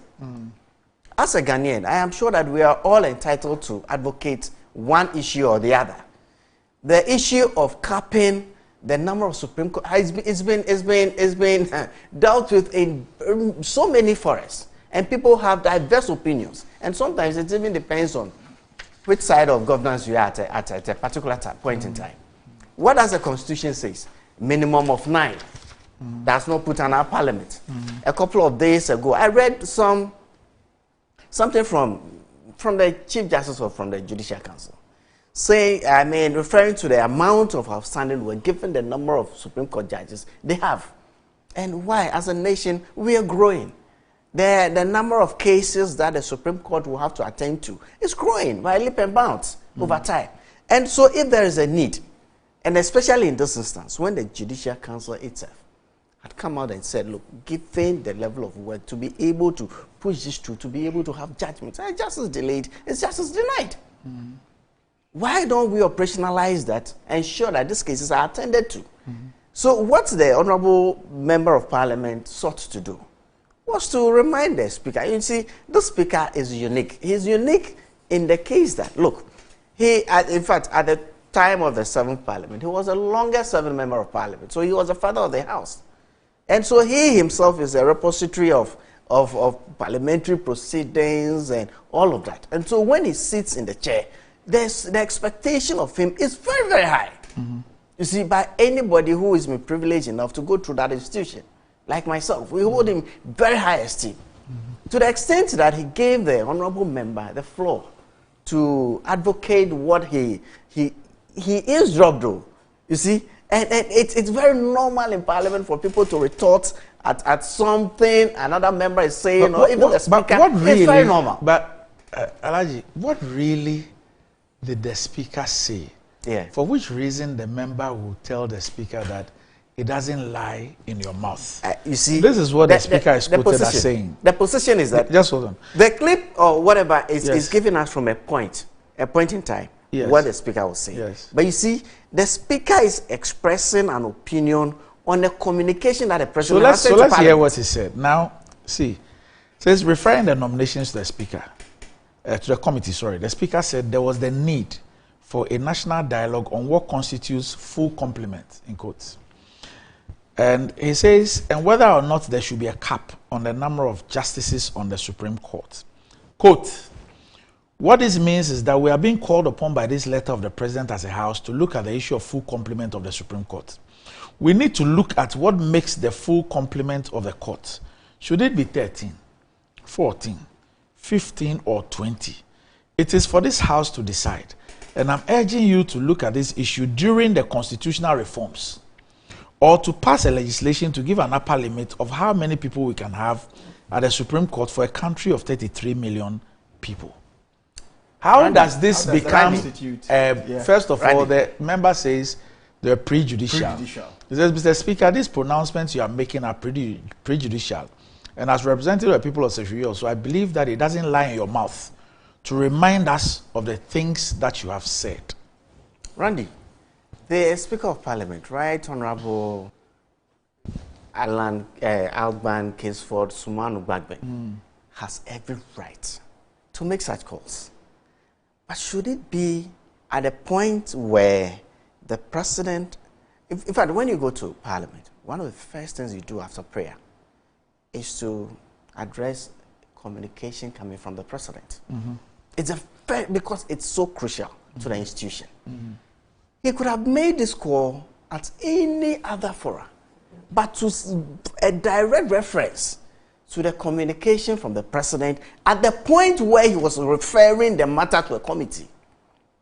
I think that but where he could else? have also exercised that judgment. That was the most opportune That's what time. I'm saying. That's what I'm saying. He doesn't sit in committees. He could have done this call in his lives and his rights to do this at any point in time. But the honorable member found out that, look, at the point that you were making this referral, you just have to pay the communication. Those people have been nominated what is the procedure in Parliament, the matter is referred to the appropriate committee. Case closed. But for the comments, the extra comments that he needed at that particular time, I think that the honorable member did not find too favorable. And neither do I. And neither do I. Maybe his reaction and all of that caught the attention of the speaker. It's another thing to be done, because I wasn't there and I don't think the camera captured the whole scenario. But I'm thinking that much as it lies in the rights of the right honorable speaker to make such calls, a cap on the number of judges at the Supreme Court, as to Parliament legislating and what is appropriate, or what constitutes the technical word that was used in the communication. Full complement. Full complement. What constitutes a full complement of the Supreme Court? I think that much as it lies in the right of the speaker to do that, doing that in direct reference to the communication coming from the president, it's something that I also don't find it I am not very comfortable with it, especially at the point that the matter is being referred to a committee. It's more or less at the point, because this is going to be captured in the Hansard. When the committee sits, I don't know whether it's going to be part of the terms of reference for the committee to determine what it is or what Parliament had to do going forward. You don't think? But in any case, the honourable member, he's a free-spirited, very knowledgeable, a very respected member of Parliament. I mean, if you know him, you know him. Very true. Very, very, very, very, very affable. I mean, he's one of the members of Parliament who will not make too much noise. But if you get to know him, you will love him. True. Very deep thinking. True. Very deep thinking, and a very respectable member of Parliament. For him to have gone through this, I just hope that other legislators will learn through it. I mean, looking at his demeanor after the incident, when he granted the interview, he was also putting his case across, and he didn't mean to disrespect the speaker. I don't think that this man, Honorable Hukwefri, will do this, and he has said it. He didn't intend to do that. But for me, I was also not too happy with the way the marshal even handled the matter. But in any case, we are moving on, and these are all incidents that will feed into us perfecting our selected mode of governance. And so once in a while, these things will happen. But when we disagree, we have to move on. And I'm happy that we are moving on from this point. I'm sure apologies will be made, and then we move on. But I think that the speaker, like some of us have said, we've seen speakers before him. For him, his situation is unique because he's been the longest serving member of Parliament under the Fourth Republic. And so we expect a bit more. Well, we do expect a bit more from him sometimes. But some of the comments, and at the time he makes those comments, I think that he should measure that and get us all to move on. That's my view on this. Okay. On this whole incident. All right, Prof. Yeah, Doc. We've heard from the Member of Parliament, a former Member of Parliament, and he has brought his parliamentary experience to bear to that. But I mean, this reminds me of a very famous book, which I believe that maybe during his time in Parliament he might have had a copy of. Eskime's Guide to Parliamentary Practice and Procedure. Even though it's written for a particular jurisdiction, which is the UK, I see that most of our MPs within our public space do have copies of that sitting in their library, and it's a well sought after book that really helps a lot. And any MP worth his salt would have had a copy in his or her library, as it helps with these processes. I mean, if you look at both the character of this Parliament and the persona of the Speaker, they are very rich in the sense that we have a speaker emanating from the minority side. And also we have a speaker who has served as minority leader, has served as majority leader, and has served as one of the longest parliamentary or MPs, so to put, now being in the seat of the speaker. So he's bringing... There's a comment on the TV. Yeah. Yes, you guys, number 3. All right. Yeah. So yeah. I thought he said it himself. 3. I thought he was at number. He said a while ago he said it was number 2, right? No. We have 2 as a vice president. He said 3. He's 3. If you put the presidency together. Oh, okay. Okay. Well, that's fine. Yeah. That's another interpretation. Yeah. Unfortunately, that was not an interpretation of the standing orders. Maybe we'll need the full complement of Parliament to determine that. It's moved away from that interpretation. We'll need the full complement of Parliament to determine that. So, but I think that the Honourable MP, as you all speak well of him, is a victim of circumstance. Why do I say this? We all talk about separation of powers in this country, where you have independence of the executive, independence of the judiciary, and independence of the legislature. A few weeks past, when the LGBT bill came to fore, you could see the harsh communication that emanated from the presidency to Parliament. And it was unparliamentary in language, it wasn't great at all, and Parliament had to also respond in harsh manner. So I think that these, as we would like it or not, democracy is a continuum. These things, we still have a fog of this or a cloud of that hanging over us, which has not been resolved. So each of these institutions will want to flex their muscles in a way, improve their power. Aside from that, you would see that the comment was just very light. I didn't think the MP, he said in what he said to it that he doesn't lie in his mouth. And I don't really understand what he meant by prejudicial, because I don't know what he alone knows what he meant by that. But by the Speaker asking him to leave, I think he followed due process, because the office of the Speaker, and for that matter, the chair of the Speaker, is revered. And this stems from the fact, or evidence of that stems in the apology of Anadompre, the Majority Chief Whip. Because if they believe, but I was thinking that when the Speaker, when he saw the position of the Speaker that this was unparliamentary or this didn't go right, the right thing for him to have done, as you all say he is very measured, is to have withdrawn whatever he said, apologized to the Speaker, and I'm sure that Marshall would not have walked him out. The difference is that typically the Speaker would have given him an opportunity to withdraw what he said. No, but the Speaker would have even warned him. He went on warned him to stop being typically. But you watched the video, you watched the clip. Yeah, but right? he didn't even give him an opportunity. So what opportunity was there to be given again? Right, but if he's as measured as you preach him to be, what statement? What you say through the mic? What you say through the mic? The respect goes into the Hansard. No, mind you, these things are live coverages. The nation or the entire world is watching, and for that matter, what happens on our floor of Parliament is very important to the international community, to the local community. School kids are learning from what is happening. So if you have this sort of engagement between a sitting Speaker and a member of Parliament, that is not palatable even for a learning process or a learning school child. So what invariably all of this stems to is that he was wrong. And I even think in granting all of these interviews, he just needs to sober, and because your whip has already apologized. Why do you have to poison the well by adding more and more explanations to all of this? So sometimes you're better off just apologizing and moving on, other than flogging a dead horse as far as this issue is concerned. Because what the Speaker did was a measure of discipline. It's not like you are fired out of Parliament for the rest of your parliamentary period. And it's to serve as, you know, a deterrent to other members of Parliament to know how they approach the office of a Speaker. I'm sure the Right Honourable Speaker did not do this in his capacity as Bagbin or Alban Bagbin. He did it in his capacity as Speaker. So he is protecting the sanctity of the office of Speaker, not the sanctity of his own persona, much as that those tales into that or is reflective of the chair he sits on. So I think that it was a step in the right direction. MPs ought to learn from this.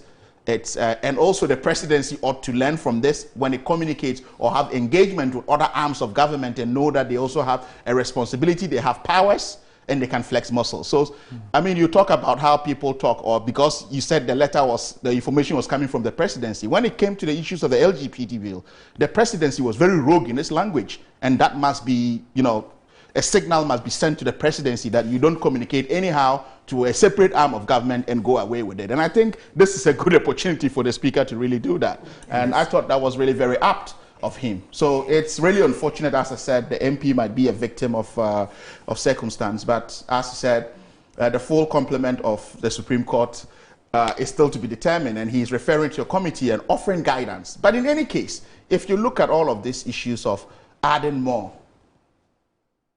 judges to the apex court, let's ask ourselves, what is the log or case log at the Supreme Court or the apex court?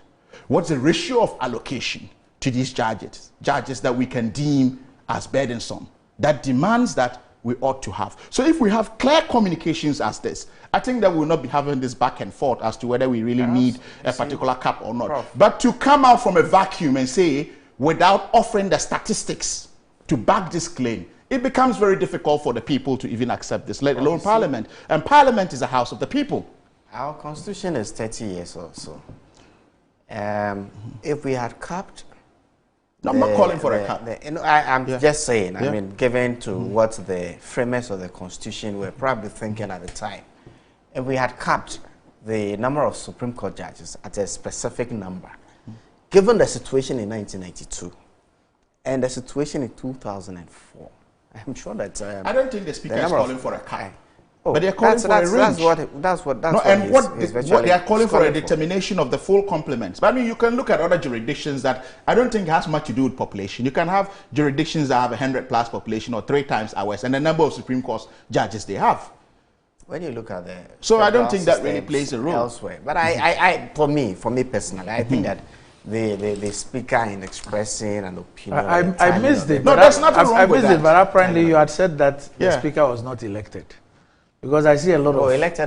he's elected by Parliament, but he's not like a elected member of Parliament. That's why he's not a member of Parliament. Okay. But he's not a member of Parliament. Not in contention. He's elected by Parliament. But that's not a member of Parliament. But is that in contention? That is not in contention. Members of Parliament have rights that the Speaker. They vote. The Speaker doesn't vote. Yes. Yes. But so he's not a member of Parliament. There are rights the Speaker has that members don't have. That's why I started by saying that the Speaker is there to implement the standing orders. So in interpreting the standing orders, he shares his opinions on some of No, that's not an opinion. So that's a guidance, I think. That's a guidance. So you see, the instances where MPs disagree with the Speaker. It is a guidance. The standing orders has procedures. I'm sure that you can disagree, but it is the mode of your disagreement which is that's quite interesting. That's true. And his contention is that the document is coming from the presidency. But what I'm telling him is that the presidency has disrespected Parliament and the office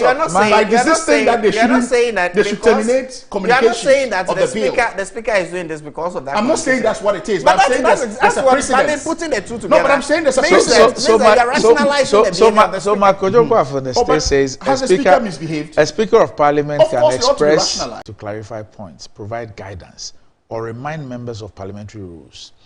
5 speakers can express personal opinions outside the parliamentary chamber but should avoid creating confusion between their personal views and official duties. This is by balancing their role as a presiding officer with their right to personal opinions. Speakers can maintain the trust and respect of members while upholding parliamentary traditions. But the MP for the North Dai, okay, the Honorable Roxin Dafemakbo. It says the Honorable Fuseni must have recourse to Order 129 of the Standing Orders. Which of the orders? It says pursuant to Order 129 Rule 3, a disorderly conduct can attract the sanction meted out to Dr. Free. A disorderly conduct can be by word or utterances or by physical displays and exhibitions. It says there was no basis for the Honorable Dr. Free to do what he did yesterday on the floor. He was completely out of order. His conduct was clearly contumacious of the powers of the Speaker. Even after the comments directed at the Speaker, he showed no remorse by his gestures when the Speaker expressed his displeasure. Totally disrespectful and unethical conduct on the part of a member that ought not to be countenanced. That was why the Majority Chief Whip immediately had to apologize. Says all things are permissible unto man to do by the end thereof. So that's I'm sure Roxin shares you would have a different opinion to what transpired in the Southern Parliament when an MP was asked to leave the chamber.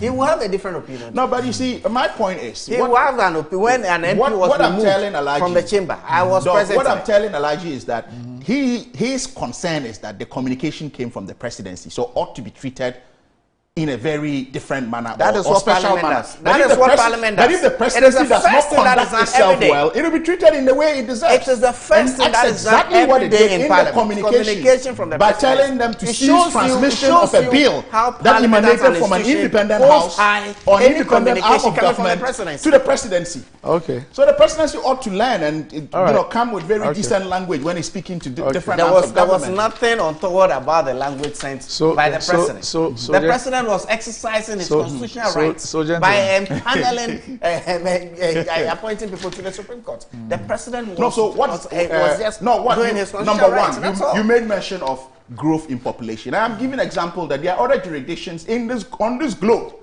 that has population 3-5 times ours just had less Supreme Court judges. So what's the justification here? It depends. So in any case, can you give us a log of cases the way we, and the allocation of cases, right? That is burdensome to the current apex courts. I don't know so of any jurisdiction which will have more land matters at the Supreme Court than Ghana. Are you sure? Are you speaking out of vacuum or you can back that? Just because of our land tenure system. Because it's out of place. So the Supreme Court, more judges should be added to interpret land conflict issues. So let's end on this, and I'll start with you, Kali. Yeah. The Finance Minister, Dr. Mohamed Amin Adamu, today presented 2024 mid-year budget review in Parliament. This will be his first budget presentation since becoming Finance Minister in February 2024. In accordance with Section 28 of the Public Financial Management Act 2016, Act 921, the review will update the House on the implementation of the 2024 budget and provide revised financial plans and an updated economic outlook for Ghana. A statement from the Ministry on July 22 said the review would cover economic and fiscal performance for the first half of the year, growth measures, revenue, expenditure performance, financing and debt sustainability. And Dr. Amin Adam will also update Parliament on the $3 billion IMF-supported post-COVID-19 program for economic growth, PCPEG. Well, that's a very interesting thing going to exercise, which is a constitutional exercise meant to happen on the floor of Parliament today. And interestingly, it's going to be a baptism of fire for the new, or the sitting finance minister since Ken left office, because this is his first appearance before the August House as far as budgetary responsibilities are concerned, in tandem with, or in accordance with Section 28 of the Public Financial Management Act, Act 2006, or 2016, sorry. Interestingly, I'm wondering, because he's got the most difficult job now in Ghana, because this at the time where we are actually having to have a mid-year review budget when the economy is already tanked and a whole host of issues happening. His predecessor used a very interesting word, that the economy had turned a corner. And when in essence the economy was overheated, and when an economy is overheated, it ought to cool off before it turns a corner. And at what point did the economy cool off? We are yet to even have a feel of that, as that is reflected in the pockets, expenditure, and living conditions of the good people of Ghana. Now, to have a projection of what is going to happen, because we are just, I'm not going to even go beyond the first quarter of 2024, because we are dealing with what the new mid-year review budget is meant to do. Doc, if you look at it, it's going to talk about what has happened since, or in terms of expenditure or economic outlook. So far, if you look at statistics or data, it points to the fact that our economy has grown by 4.7%. And I see people trying to make several interpretations to this by saying that the economy is doing well. But how could we say economy is doing well? To say an economy is doing well, we ought to compare it to its peers. So let's talk about the sub-region. If you look at the West African Economic and Monetary Union, right, they peg the growth rate on average terms within the sub-region at 6.4 for the first quarter, or Q1 of 2004. So if the sub-region is doing an average of 6.4 and we're doing 4.7, how is that deemed as doing? The interesting scenario here is to compare also within the sub-regional peers of other countries and how. You would see Dakar, Senegal, and countries like Niger are doing very, very well. War-torn Niger has 8.5% growth, with an outlook of probably about 11.4 to happen within the first quarter of 2004. So if you're having a war-torn zone like Niger doing far better than we are doing, then there's cause for concern. But where is all this emanating from? It's all emanating from the spending spree when we went to the bond market, borrowed and over-borrowed to an extent that we got downgraded and no international borrower would touch us with a 6-foot pole. That has left the economy in the States and reflecting in a domestic debt exchange, brought in a savings of 61.7 billion. Any economy that has this would have some positive outlook. So for me, my concern in all of this is, what practically has this government actually done to stimulate growth? That is the conversation we need to be having amidst all of what is happening. But Doc, you also realize that apart from subjecting us to these draconian economic measures or economic conditions that we are going through as a people, they have succeeded in disrupting the Ghanaian market. Why am I saying this? We can go to the IMF a million times because I know in their PR gimmicks, they try to say, okay, this is the 16th time we're going to the IMF, so it's okay, it's cool, we can go to the IMF. But the unique or the uniqueness or the unique nature of this current IMF program that we are on is that we would have very infinitesimal impact as far as the impact of IMF programs are concerned, except the discipline and possibly the measures and the security they've put at the central bank. Because interestingly, ironically, under this program, the Swiss government is actually sponsoring a resident officer at the central bank to overlook some of the activities. A country that has been known for, tax transparency issues and banking transparency issues is now overlooking us based on the recklessness we have had in time past. But that is a topic we can have for another day. So why I'm saying this is, you had a tranche or the IMF facility that was put into different tranches. You saw how the first tranche came in and it had no impact on the economy. Second tranche, we struggled. Several meetings were asked to have a domestic exchange. We struggled to engage our external debtors to have a restructuring or exchange. And what this does is that it disrupts the economy in the sense that the average poultry farmer or the average baker or whoever it is in whatever business that deals in Forex is waiting for the tranche to hit the central bank's account such that the CD would have a certain respite. And when that happens, then they can get in and have whatever expansions. But the several months that we're given or the timelines that we're given for these tranches to come in were never heeded to. What happened, there's a disincentive, people don't trust the market anymore, then they hold back their Forex and wouldn't want to spend. So as it stands now, the kind of respite that the IMF facility would have been giving us would not. So maybe, just maybe, the benefits that it will give us is the kind of discipline they have over our heads that we don't do certain things. And you realize that the government also had an ambitious revenue targets, which then brought about issues of, arbitrary taxation, where to an extent that they even went as far as wanting to tax electricity, an industry that had a near monopoly or an oligopoly, which never happens anywhere. So this government has actually collapsed the economy, as you would see, in every sense of it. You would see what fuel prices are in terms of increment on a monthly basis, sometimes on a weekly basis, the prices of tomatoes on the market. So I'm trying not to be technical here because we're speaking to the average Ghanaian and they know what they're feeling in their pockets. We can throw a lot of figures out there. I wish I was as privileged as Alaji to have had the media review ahead of it, to actually discuss it. But I don't know if Alaji is charitable enough to share it with me, which I know he would not. But you will have it in 3 hours. In 3 hours. But he's privileged. In government, he's privileged enough to have it. I saw a peep of it on his screen. Oh. Then I said, okay, well, good for you. Oh, Randy. Randy.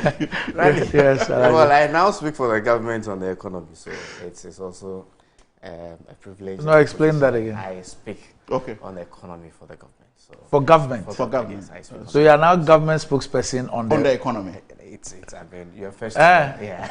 Oh, congratulations. Yes, so that was a privileged document I saw. So I was really wondering how you got hold of it. On your injury time appointment. Okay.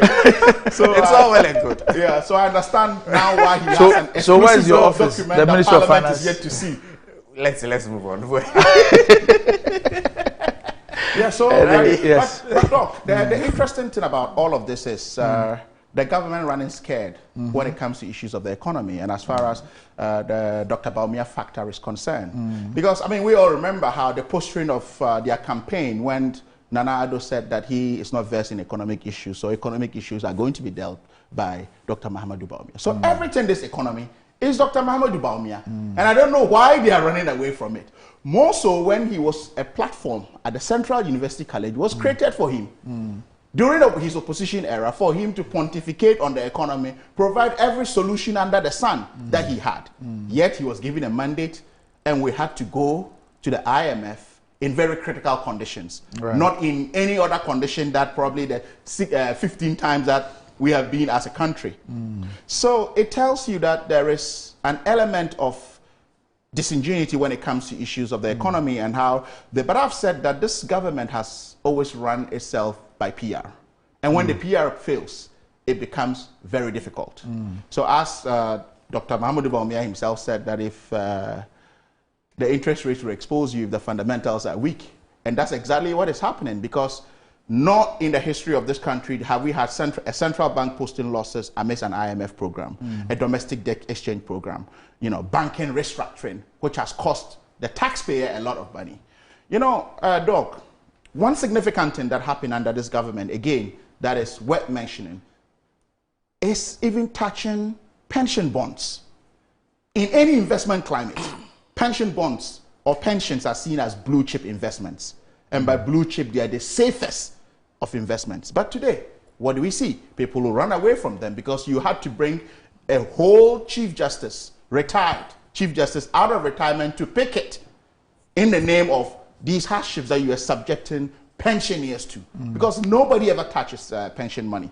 But the sort of economic conditions and how we run it amok by going recklessly to the international bond market on an international spending or borrowing spree brought the government and the economy to its knees. And we now have to tax everything, leading us all the way to Momo taxes in e-levy, among other issues that ought not to even be happening in the first place. Okay. So for me, I find the minister's job or the finance minister's job very difficult.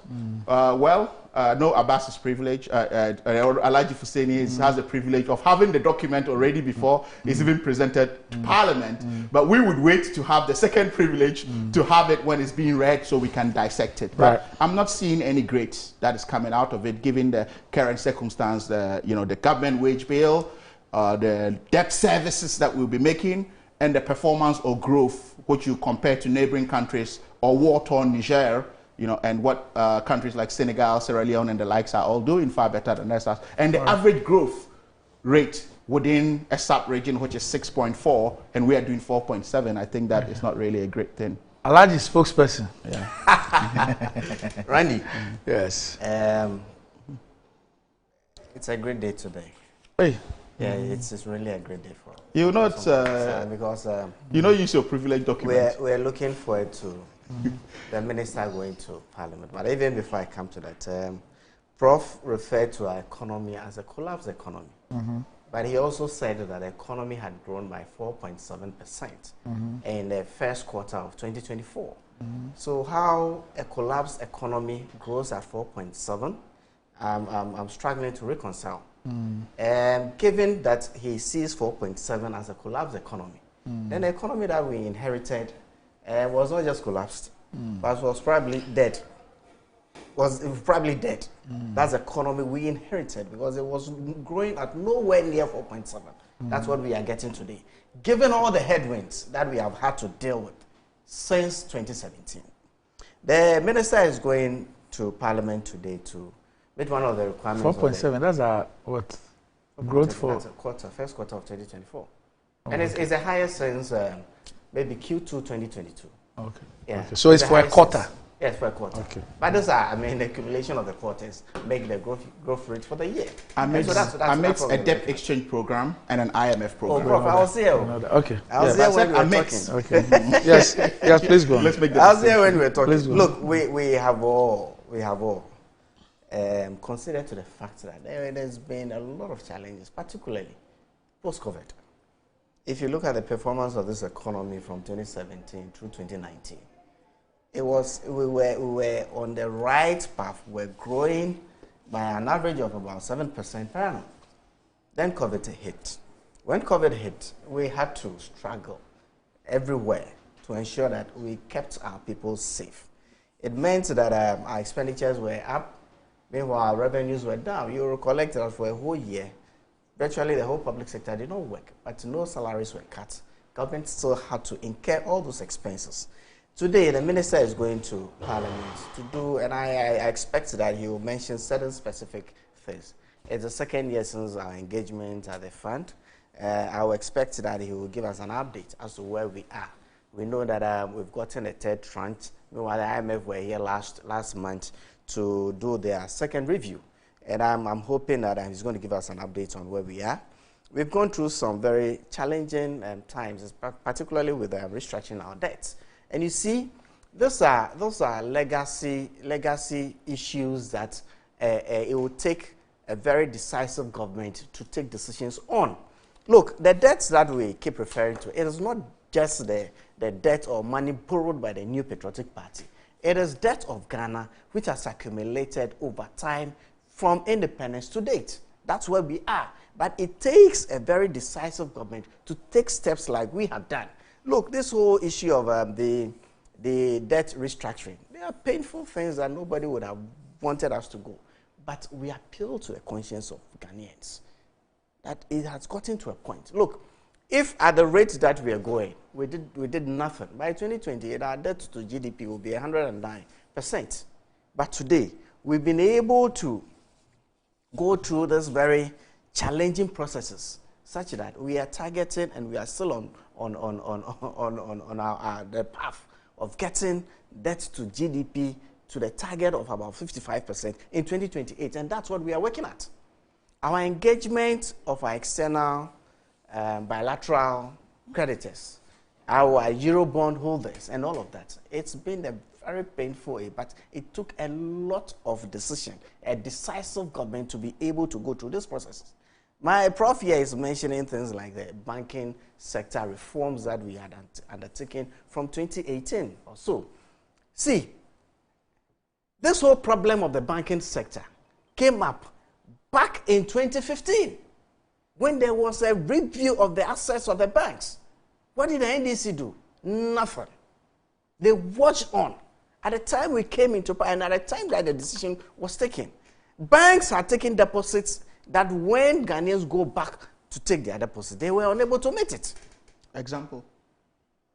The examples are bad. No, I can give you. You're speaking on national TV. When you were speaking, I was very quiet. No, but if you make reference I even had issues with some of the things, but I didn't say it. Raise them. I think it's a very You're big welcome platform. to raise them. It's an intellectual platform. We can yes, have it's a discussion. Just allow me to. When I'm done, then you can also take off. But don't mislead the people. We engage the fund. We engage the fund with our own program. Post-COVID program for economic growth. Thankfully, we are on track, and that is what I expected the minister to come to Parliament to tell us today.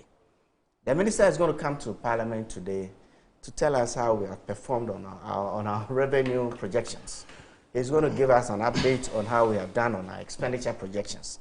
He's even going to extend to that. Look, at the time he was reading the budget last year in November, and the full year data for 2023 was not really ready. So it's an opportunity for him to go to Parliament to give us the actual data that we had in 2023. He's going to mention key government programs. And amongst that, look, today, the president, I'm sure by this time the program would have started, is handing over 320 housing units to the Ghana Police Service at Police Depot, our own Police Depot. In total, the president is done since 2017 about 1,100 housing units for just the security services. These are cogent issues that I expected that there is going to be captured. It's going to capture it in the mid-year review. We have gone through a very challenging time, right? Admittedly, since COVID, we have had to get on the path of recovery, and some of them have been very painful. I mean, 2022 is an outlier year. We saw a lot of economic instability. We saw the depreciation of our currency. We saw inflation at its highest at a point in December was recording about 54% in inflation. We saw our revenues and expenditures all over. We saw the curtailment of our access to foreign exchange. And for an import-dependent economy like ours, I mean, 2022 was a very difficult year, thankfully. And we still maintain that we are now on the trajectory of growth. And it is showing that it is not just an outlier, but it is sustained. And that is what people look at when they are looking at economies.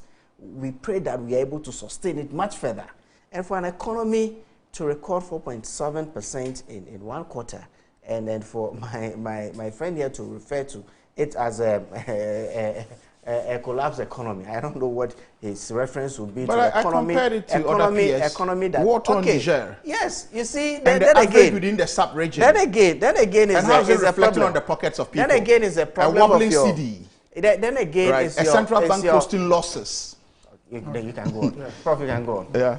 You can go on. Then again is a continuous comparison between what transpires in Ghana to the mainly francophone neighbors of ours within the sub-region. It's been established. Whilst we have total control and have a very liberal economy, very open economy, that anybody can come in so far as you are, you play by the rules that we set here, you can come in and do business. Monetary policy in these countries are managed from France. Their currency is fixed. Whilst we have a floating currency, they have a fixed currency within their francophone countries. And so the continuous comparison, I tell you, and then those same countries that you refer to, they don't have a free economy like we do. Oh, but who started the comparison? Oh, you started the francophone example, and we are giving you a taste of your own dose, so you are complaining. What you're doing is very frustrating. It's not frustrating. If you when make you are reference speaking, to I'll me, sit I'll here. speak. I think that I'm addressing a matter that, but I'm not making reference to you. Okay, carry on. I'm addressing a matter that you raised. I'm not making reference to you. These countries are managed. Their monetary policy is managed. In fact, their budgets are even controlled from Paris. No, that's not true. Come on. Which Paris? Come on, don't do that to yourself. You are speaking for the government on economy. Don't do that to yourself. The CFA is pegged to no, you said their budget. The CFA is pegged to the euro. Don't do that. They run a fixed economy. You cannot say that. They cannot say their budget is controlled from Their Paris. budget is controlled. No. Don't do that to yourself. Professor. You just took over the role. Learn. Professor. And don't mislead people. Professor, I was seated here. No. What I'm saying is that public education. So when it comes to that one, okay. You can't say that their budgets are run. I said their monetary policy.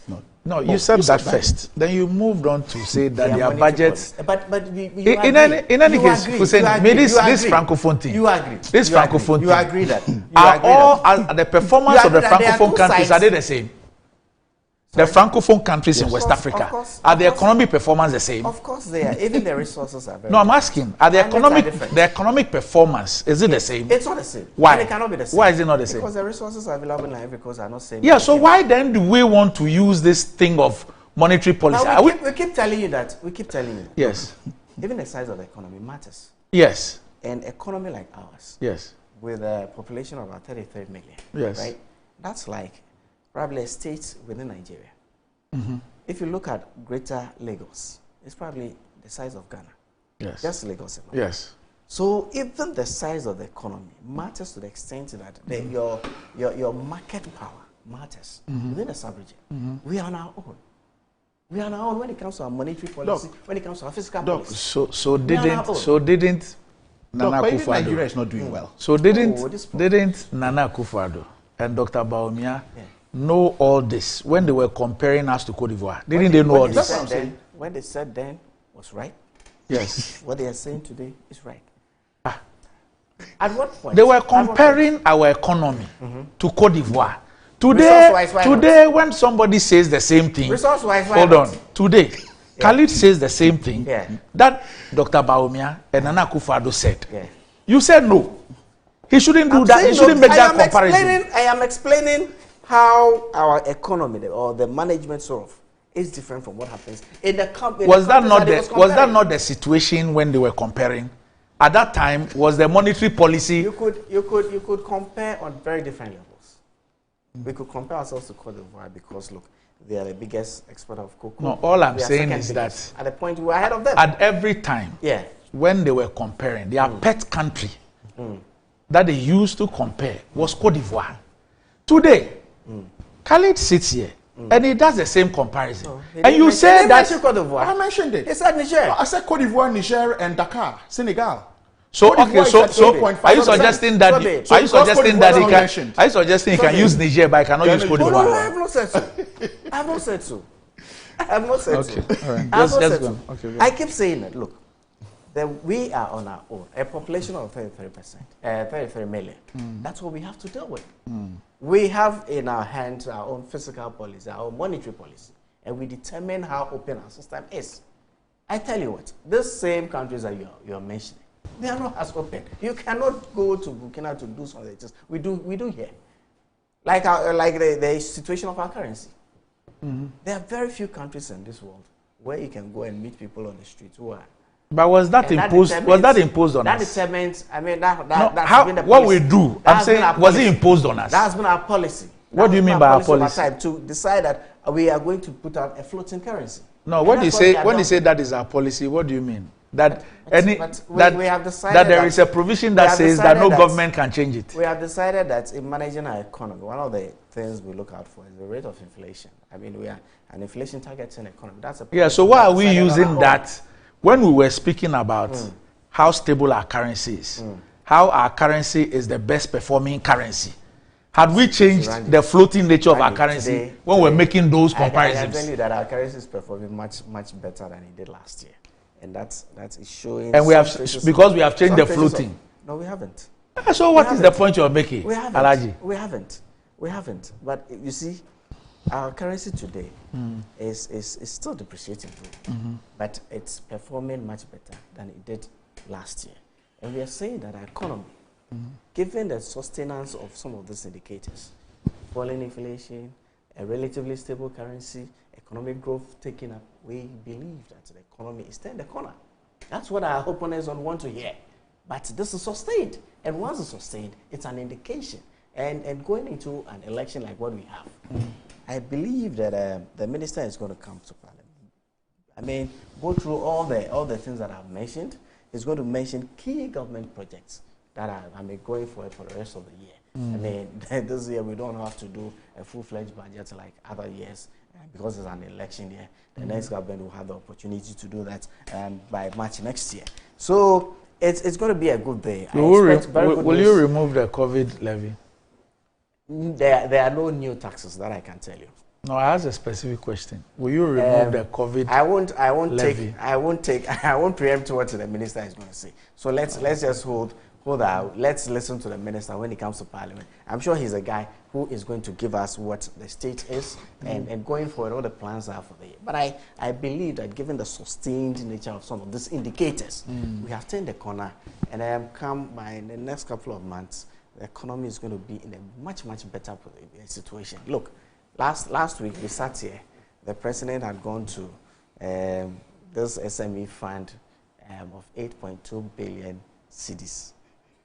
From the IFC and the AFDB. These are some of the interventions that we expect that will grow further this economy to a place where that instability not from revenues. That we got a while ago is going to be stable. That's what we are looking at. Look, the debt servicing. Yes. Right. We're talking about in cumulation terms or the equivalent. It's 5.9% of GDP. Right. Compared to a growth of 4.7. Yes. Where are we going with this? And you're still going to African Development Bank and all of this to take what to do what? You have nothing to show for the bond spree you went onto the international market for. Not a single tangible that is repaying itself. At least when you talk about Mahama's economy, you have an airport there that's repaying itself, which all of you are using. And you even, in expanding your tax net, you went in there to have expansions. Economy which was growing at below 30%. Right. wasn't a I collapse. mean, You are here I appreciate that you are economy. I appreciate that you are new to your role. You refer to an economy growing at 4.7 as collapsed. Oh, please, compared to a debt equivalent of 3.9% of GDP, what are you talking about? Move on. Right. I can appreciate that you are new to your economic spokesperson role, and I'm sure with time we'll come to fully appreciate all of that. That's it, gentlemen. So we'll wait for. I was going to say Anta. We'll wait for Dr. Amin. Dr. Amin on the floor of Parliament. You know, when we were younger, you go around the demonstration there, you see some people say Ajana 1, Ajana 2. Up next, trends.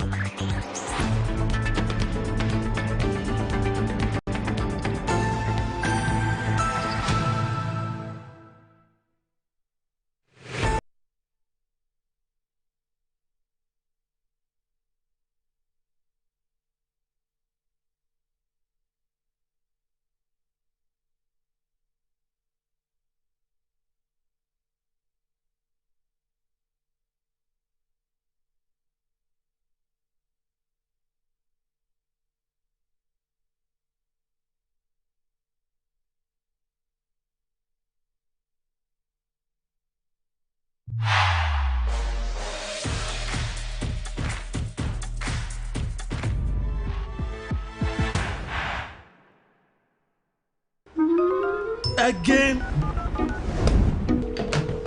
Hello, thank you for calling MTN. This is Jerry. Jolly J for short. How may I help? I'm not happy with you guys at all. You've been giving Bongo gifts all the time. Who is Bongo? Oh, Bongo, my friend. He purchased in my room. Oh. You've been giving free gifts, but I don't. That's MTN Rewards. Talk, text, browse, and more, and you get to redeem free call time or data by simply dialing *550#. And on Fridays, you can even get extra special rewards like food vouchers, shopping discounts, and much more. Didn't tell me anything. Would you like to know how I got the name Jolly J? That won't be necessary, Mr. Jolly. Calling customer care service doesn't give you points. I'm gonna call my mom. I'll call my grandma. I'll call my ex. That girl can talk, Papa. Hello, Mama. So what's the topic for today? MTN.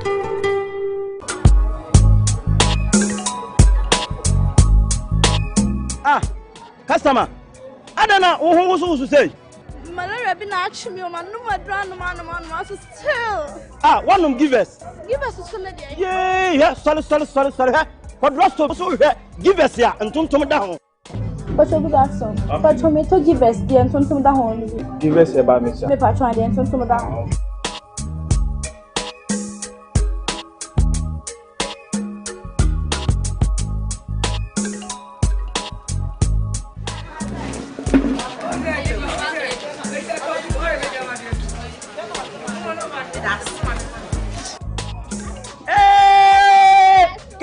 Customer.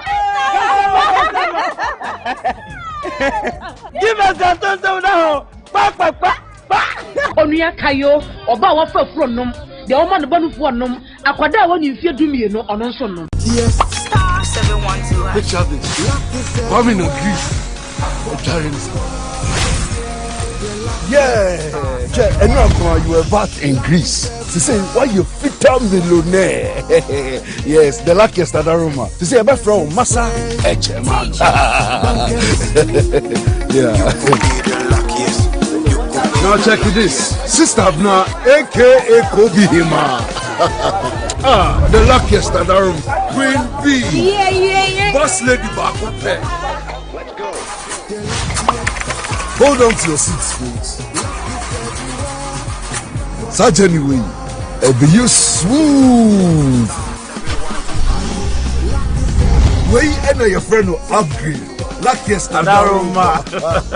And the best part, that with the luckiest, Obia or a shot to a good life. And I'm talking to you, me, your girlfriend, your ex, your neighbors, your landlords, and even Goro boys. And no one is over dialing with lucky number. *712#.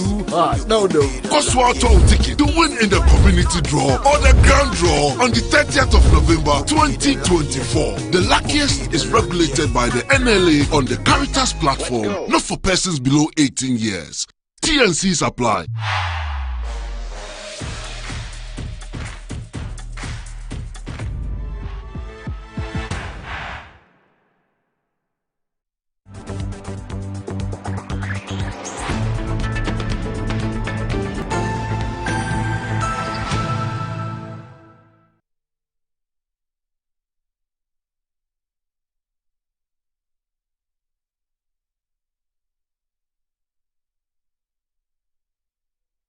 Right, welcome back to the show. If you just joined us, this is Good Morning Ghana. Time to check out what is trending on social media with Desi. Now, Mr. Okreku Danso. Have you officially changed your name?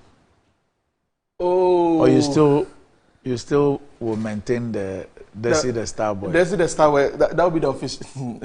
That's for argument, but for official, Mr. Desmond Okreku Danso. But TV is still. Oh, Desi the Star Boy. So, maybe Star Man, no, but Star Boy, you know, we're staying there. And I realize people like it when you press my neck, like when On that note, Doc, data boy, data, and we are not having it, especially on social media. I think since the weekend, it's been trending hashtag remove NCA board. So just when the thing started, the NCA released the statement, and people have not been happy with that particular statement at all because say it doesn't address anything, and so there's the hashtag going on remove NCA bots. Let's take a look at some of the comments with respect to that one. So tech _Chi, well, he for this particular campaign during this period, he says that 1 gig of data is 17 cedis and the minimum daily wage for a Ghanaian is 18 cedis. So data alone has taken more than 90% of the wage. NCA, how did you implement this for the people to survive? Hashtag NCA are the enemies, dissolve NCA board. So that's going on. Lyrics says that even if it's the third cheapest and people you claim you are 7 say it's expensive and our daily wages can't afford, why not slash it? It is a crime, or is it a crime to make it the cheapest in Africa? So that's a question also there from Lyrics. Gaza Nation says, hashtag dissolve NCA board now with immediate effect. High data prices can't make us move digital as a nation.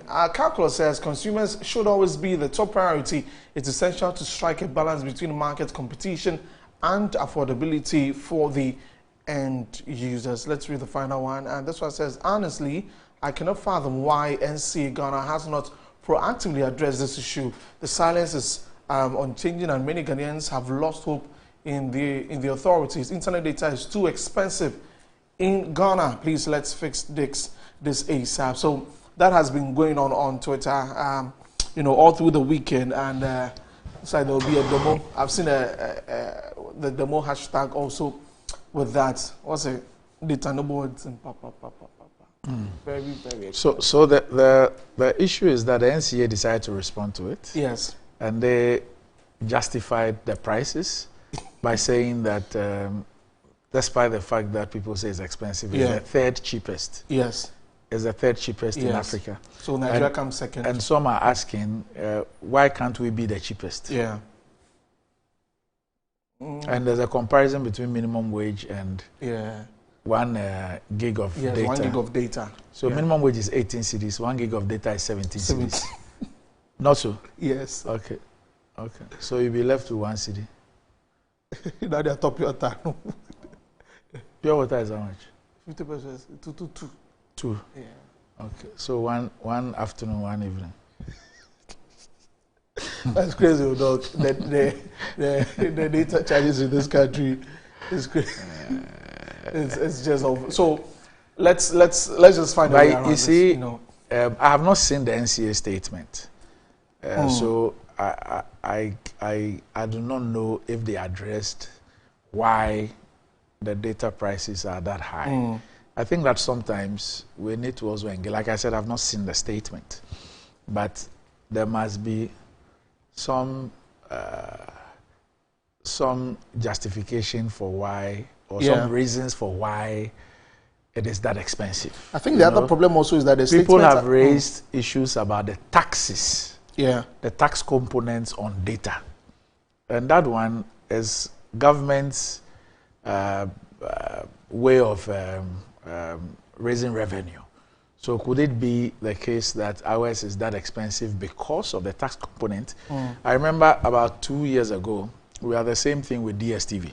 Yes. So MultiChoice had to issue a statement and give a breakdown of what their actual charges are and the tax components. And if you compare Ghana with Nigeria, you look at the taxes and you'd realize that it is the taxes and levies on the Ghanaian one which makes the price that high.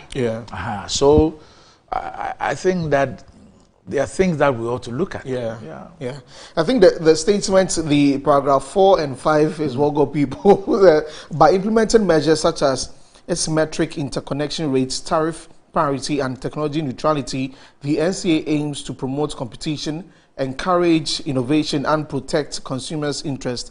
These measures enable other operators to compete effectively, and says that furthermore, data from a report published by cable.co.uk and reviewed by the authority, this is where it talks about the statistics that we are third cheapest in Africa and the second cheapest in the sub-region, West Africa sub-region. So the issue is that, MTN was doing this bundling and all those things, and you had some names. They had names for some of those products. Where you could, they're called somewhat There was something. They got mash up and all those things. Now, there was a view amongst the telco players that they were using that to crowd out competition because their competitors could not compete on that. And so the NCA had to step in to stop some of those things so that the industry can be competitive. But at the end of the day, yes, you want to keep the industry competitive so that the other companies can be in business. Yeah. But then who also pays the price for that? Who suffers for that? You see, because at the end of the day, for the person who has to buy the data, they are looking at its impact on them. Yeah, yeah. So we'll see. We'll see if the demonstration will take place and if the NCA will actually. I haven't yet. Maybe what I need to look at is to see the taxes and levies component. Okay. Yes, of the price of data. Yeah. How much of what is paid actually is related to taxes and levies. Yeah, and what we get from that. So that's been in the trends. Also, Dr. Mahmoud Bawumia has been in the trends because if you do not have a phone, very, very soon, in case he comes into power, you get a phone for yourself and you start paying 1 cedi, 2 cedis every month. So imagine you go for iPhone 40. Let's watch the video.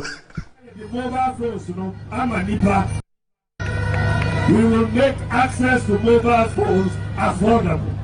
And the mobile companies, you're begging Kita home. Now the mobile phones, I'm a Nipa. That Mafia, what here, 1 cedi, 2 cedis, 1 cedi, 2 cedis. Kakra, Namotia, mobile phone before 80. Yet scheme every Obia. Because we need everybody to have a smart device. We'll make it easy. There you have it. A lot of people have shared their thoughts about it. Let me read some of the comments on X, and then we'll be wrapping it up here on the trends. Let's read some of the comments on X about this particular statement from Dr. Bawumia. This one says that if Bawumia had done due diligence, he would have known 2 cedis is not feasible a month.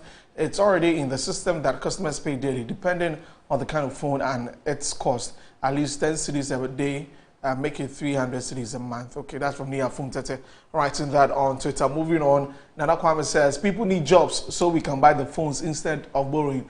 Modi, all you know is borrowing. This one says 1 cedi every month, which means if you buy an iPhone worth 10,000 Ghana cedis, you have to use 833 years to pay. Why do they do that? GH Ways says that, or Chrissy says that, go to Circle and tell the dealers the story and see what they could tell you. So that's been in the trends also on Twitter, Doc. So well, so first of all, the issue of contract lines, where you can go to a telecom provider, a service provider, and then they give you the phone, more like a lease. And then there are monthly charges. So it's both the phone and your call plan and data plan. And it is not new. It's here in Ghana.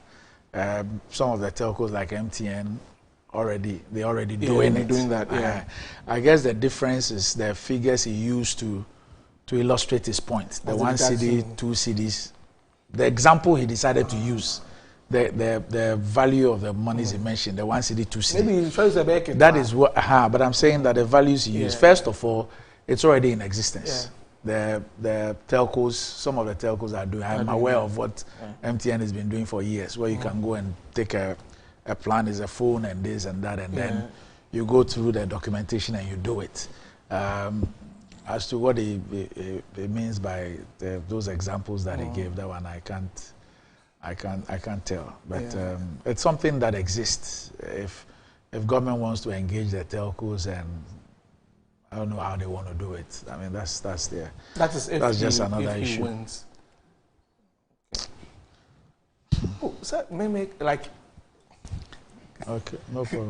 Come this over. Anyway, good morning to my brother Jonella, that whole student in there. I mean, he's told me that he's received some calls on.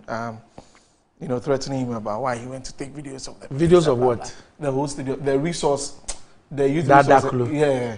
Why? The one we showed this morning on the show. Why don't human beings live there? And you see, why do you see immediately people try to cover up some of these things? It tells everybody about the motive. The motive. But how do you even think that you can get away with this? How do you think I get away with this? So the traditional rulers who were all sent there for shortcutting and those things, and they live in those communities, they do not know what the situation is. Yeah.